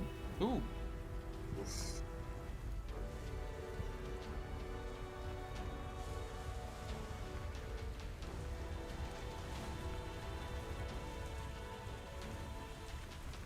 Let me go ahead and post what that does out there. Okay. 5 feet of edge range, 5 feet. The spell damage increases when you reach. Okay, so. Alright, so you're going to make an attack. You need to. You must make a melee attack with a weapon. Oh, wow. Okay, that's interesting. That's interesting. And It's an action. It's an action. Oh, and it does an attack. Yes, okay, cool, that makes sense. So you'll make an attack. Oh, Ooh! wow. Yeah. 20 hits. And damage? Let's see, I'm looking how to... I don't think I've had this hit before, so I'm reading how to do that. Oh, damage, you just click on the word whip Yep, in the click on readout. word whip, and then we'll add. Oh, the- right, for whip damage. Yeah, it'll give you a damage roll. So 7. Oof. Oh. That's a max roll. Not bad. Yeah. So your whip cracks out, and green flame flickering off of it jumps to which target? The one to the north or the one to the south? As the whip flings down, you hear a little bit of a whistle, and upon impact, a alchemical green flame rebounds from the target and flies to the one to the south. Okay. Fire damage equal to your spellcasting ability modifier. Is that 2? I'm trying to remember how to tell what that is. Go to your It's spells page. intelligence. So my int modifier is 2. Okay, cool. So 2 Yeah. damage. You have a spell attack bonus on your spells page. Not the ability it's- modifier. It's fine. It's fine. His ability modifier is +2. Yep. It has been applied. 2 additional damage. 9 damage with a whip. That's Spell not attack bad. bonus is 4. If that means anything. Spell attack bonus is only 4. Oh yeah, 2 + 2, right? Yep. 2 + 2. The ability modifier. Yeah. So you do the 2 additional damage to the other target. 9 damage on a whip. That is far more than it should be able to do. That's So great. it's not until That's level ridiculous. 5 where it starts doing significantly more damage, right? Correct. It says here at level 5, the melee attack itself is an extra 1d8 fire damage to the target, and the fire damage to the second increases to 1d8 plus spell. Wow, so it gets really powerful at 5th level. Goes way better. Yeah, way better. At 5th. Even now, though, it's fun. Yeah. I'm just learning this new trick. Yeah. Anything else for you, my dude? Geez, you know, I don't have enough bonus action stuff I can do yet. Okay. Cool. I would absolutely love to cast this one, but I believe it is spell casting spell 1 action. Yep, it's an action. Alright. So that's it. Okay. All right. So grapple. I need to take a look at what grapple means exactly. Condition: a grappled creature's speed becomes 0, so it can't move, but it can still attack. It can still attack. It can still attack, but it's gonna try to break free instead, because no animal likes to be held down against its will. They freak the fuck out.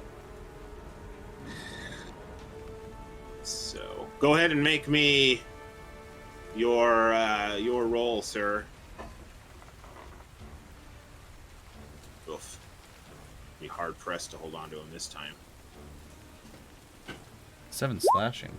Ah, you Oh. bitch! Oh! You fucker! Hell, so hell beast- yeah! yeah, Way to go, Tarman. he rolled a 19. He rolled a 19. Just saying, not bad. Not bad indeedy. So the beast squirms and kicks and thrashes, but Tormund somehow manages to lower his center of gravity to the point where he's able to pin the creature to the ground. Wow, that's fucking impressive. That was that one. Now we're at Sir Davish. So it's on the ground now, huh? You know, that direwolf is currently being grappled by Tormund. So it's being held. It's technically it's not prone, it's just can't move. Well, I think we need help up north. Unfortunately, I won't be able to take the advantage on that, so I will come up north and I'll turn to Ira and say, "Stay behind me." I will move up into engage with this one and strike out. Okay.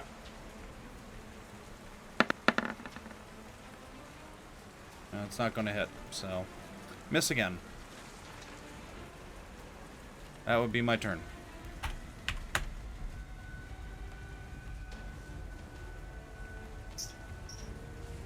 $14. 14's a hit, my dude. Is it? Yeah. I thought we had just had a 14 that missed. Nope, you didn't. You had to Then flip I up your will teeth. I will gladly destroy for 8 damage. Fuck yeah! You enter the fray. You slice into the creature, opening up a mighty wound As in its he's side. as he's munching on Tados, I'll bash him in the back of the head with my shield and then slash him on the side. Mm-hmm. Fuck yeah! All right. Anything else? That will be. Are we in low light? Are we in medium light? Are we good on light? So you're currently like fighting around the tree line. The beast that you just struck out on is technically still obscured by the shadow, but as long as you're adjacent, I would say, you know, he's just like under a little bit of a canopy, right? So like, it would be hard to shoot at him, but you can see him clear enough from right next to you. Does that make sense? Yeah, that makes sense. If he was to be, I don't know, say blinded by a cantrip that's called light, is that possible? I mean, if you've got an action to cast it, you can try it out, and It's for I allow next any turn. kind of ad hoc Okay. stuff. All right, perfect. All right, well Bright light that might definitely have some kind of effect on these creatures. Gotcha. We'll see though. You'll have to find out. Yeah, that will conclude my turn. All right, cool. All right, so the wolf that just got attacked by you turns his attention to you, Sir Davos. Anger and petulance within those animalistic eyes as it lunges forth. Ooh, ooh, ooh, ooh, oh. All right. So it Critted. it critically misses. Okay. It critically misses. And how I'm going to interpret that is it's gonna lunge at you. Okay. And past you. Oh. It's gonna end up right over here, which will open opportunity attacks from both you and Klug. Oh, all right. Well, I will. As well as Alkir, yeah. as a matter of fact, with that whip. Yeah. And what about? Does it pass through range of her? It does not. She Yeah. she needs to be adjacent in order I see. to be within range, and it didn't jump close. Oh, let's see. It has to come within That's- range and then leave range. Unless I have advantage on that opportunity attack because he failed, I don't know if I'll hit. You're gonna miss. Yep. You're gonna miss on that one. Sounds just how appropriate. that's just how that's gonna work. But we have two other individuals who can give it a shot. Kill Alkir and Klug both Murder it. strike out as the creature Put it in the ground. bounds over the top of your ally on accident in its excitement. I was too off-centered on my last strike to get a good That's strike true. off, unfortunately. That's true. But I'm sure my allies will land a deathly blow. So we get opportunity attack? Yes. So you have the opportunity to use your reaction right now to strike with a weapon attack at the individual wolf that just moved by. This one. So you and Klug. Oh, what? You want one too, Tormy? All right, Tormy can have one too. Klug, you got that? She get gassed out by the dog finally. Just unconscious. Dog poop. I guess. So did you say before switching weapons was incidental? So you get one. You can draw or stow one weapon or item per turn for free. When I also allow you to just drop whatever's in your hand as a free because that's not stowing. Stowing is putting away in its proper place. Dropping is just dropping. So Tormund's gonna miss. Alkir and Klug still get attacks. Because I wanted to use my dagger just as a cinematic thing. Theater of the mind thing. It's got the same stats and the same specs and everything as the whip. Only difference is pierce versus slash. Well, technically, it went close enough to be able to use either of your weapons, so long as you have them both. Did it run past or leap over? It leaped over. Yeah, exactly, man. I gotta throw that dagger upwards and Do it. lunge for its underbelly, man. Gotta do it. We'll warp the rules to fit that fantasy because I like it too. I mean, it is just a little one-handed thing. I could just, It has no exactly no relevance to the fight at all. Yeah. So let's do it. Rule of cool, babe. Let's do it. Rule of cool: the dagger goes up as the wolf goes over. Yeah. Ah. Unfortunately, just like all the other swings so far, it fails to find purchase. Now, Klug, my dear, do you have an attack ready? And I realized the dagger was short. Yes. Yeah. Attack already is just moving with the silver sword. Yep. You just roll that attack out. Yeah, you got an Nothing opportunity. fancy. You've got an opportunity attack.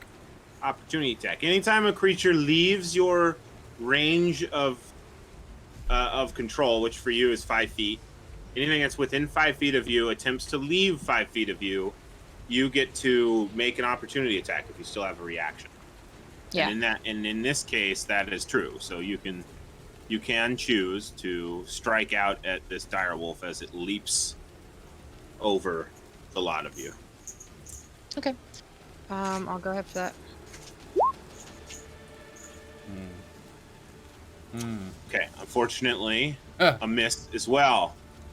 The creature is so stunned by the by its unintentional movement that it makes no further actions this turn. Fair. Tormund, you're up. Wait, Tormund wouldn't have been able to take opportunity attack. He was grappled. I allowed it. Okay, Just sorry. move on. He missed. He missed. I He did know. it one-handed. He did one. He was a badass. It doesn't say you can't attack. It's That's grapple weird. just means he has movement of 0. So Oh, okay. So, technically he could attack. Oh, there you go. what's your fucking name? Xavier. Xavier has just reminded me that he says he gave me bardic inspiration.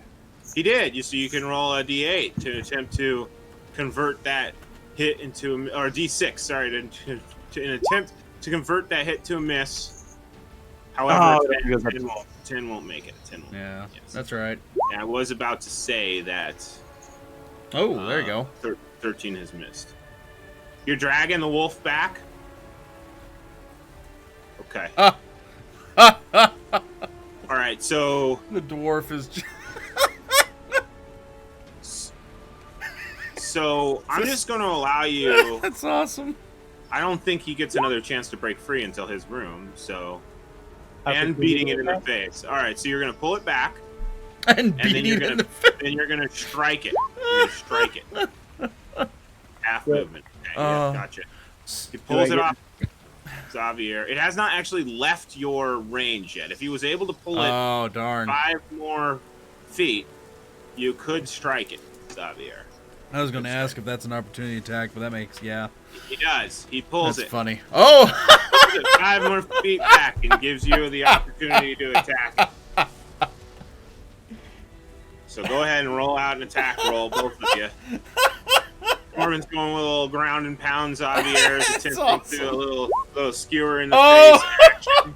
And he has advantage because it's grappled. It's advantage. Just gonna crit. That's great. Crit.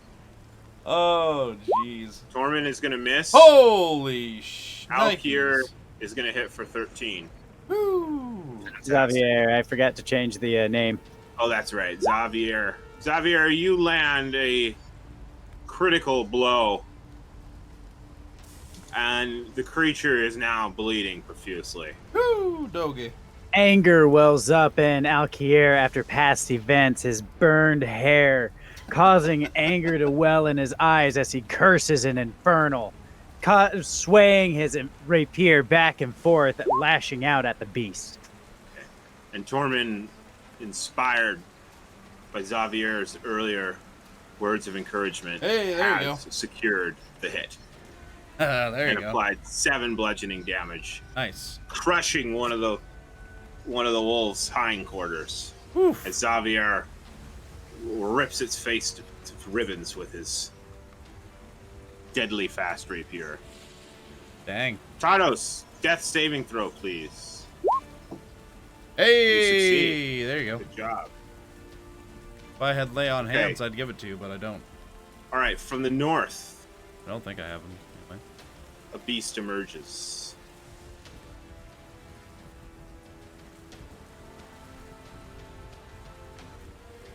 Makes a beeline for Irina. She attacks as it comes within range.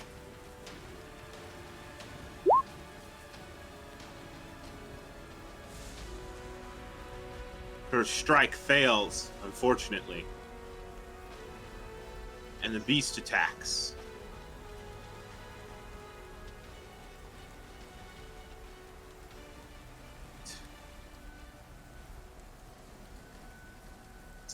Let's get this going here. Sorry, I know this is boring when you can't see any of the rolls. Oh, okay. All right. So this time, the beast moves forward fast, quick, agile. Irina's blows come up short, and the beast pivots at the last moment and snarls in, grabbing up a bit of Irina's tunic in its jaws. It clamps down and begins to drag the young woman backwards into the woods. Of course.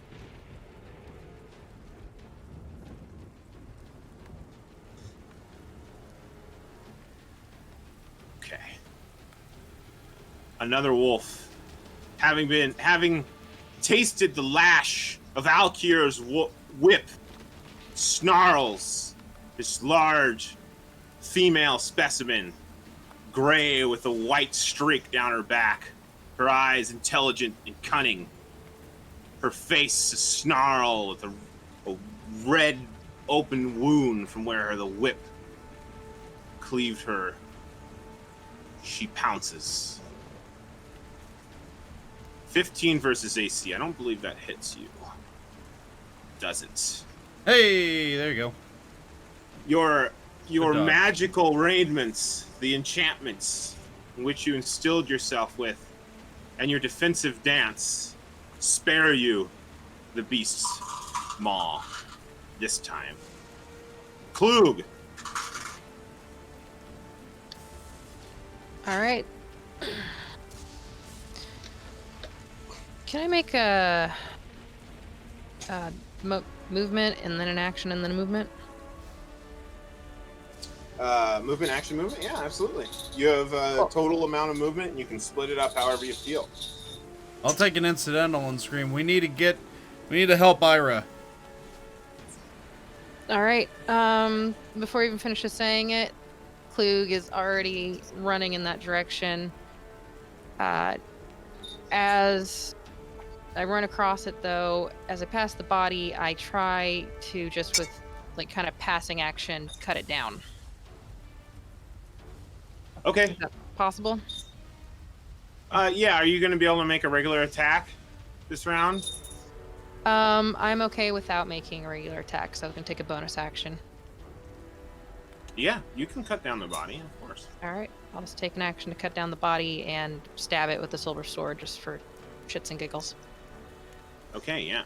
As the body falls, it lands, and as it lands, all that is left are the soiled garments. And then even them begin to molt away into dust. You plunge your silvered sword into the pile just as it's fully disintegrated, and it just sifts through the gaping boards of the hangman's platform. Okay. So with that action, I continue my chase after Ira and the beast. Mm-hmm. And for bonus action, I cast Hexblade's Curse. Okay, wonderful. We've got a Hexblade's Curse in play. And that'll be my turn. Okay. Also, how do I erase my lines on the board? You can go to the arrow button. So the arrow, select move, which is at the top of your little control panel on the left. And you can then click on stuff and erase it once it's selected. There you go. Thank you. All right.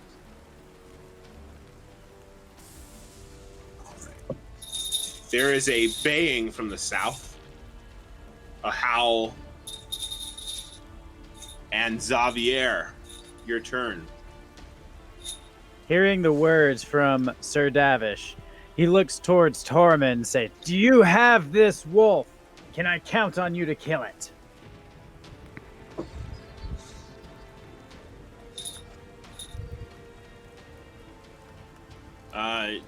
Yes. The stoic dwarf Oh. is preparing his response.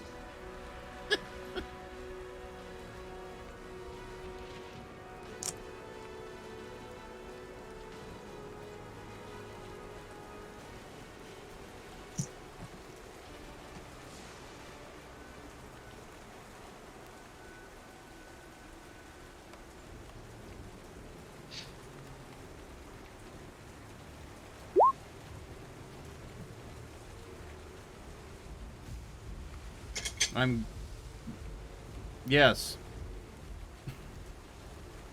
He nods in respect. Take care, darling. Don't die. And he runs full speed towards the damsel in distress. Okay. All right, wonderful. You're going to take an opportunity attack from the dire wolf that's currently engaged with Alkier.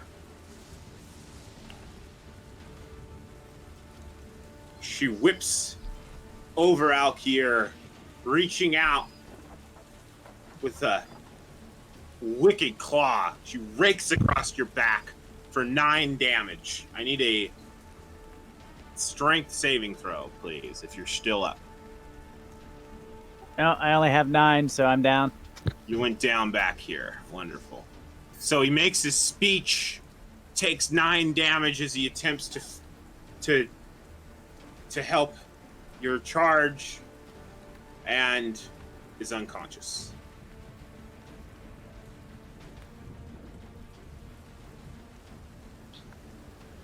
Okay. That one. Pull out of order.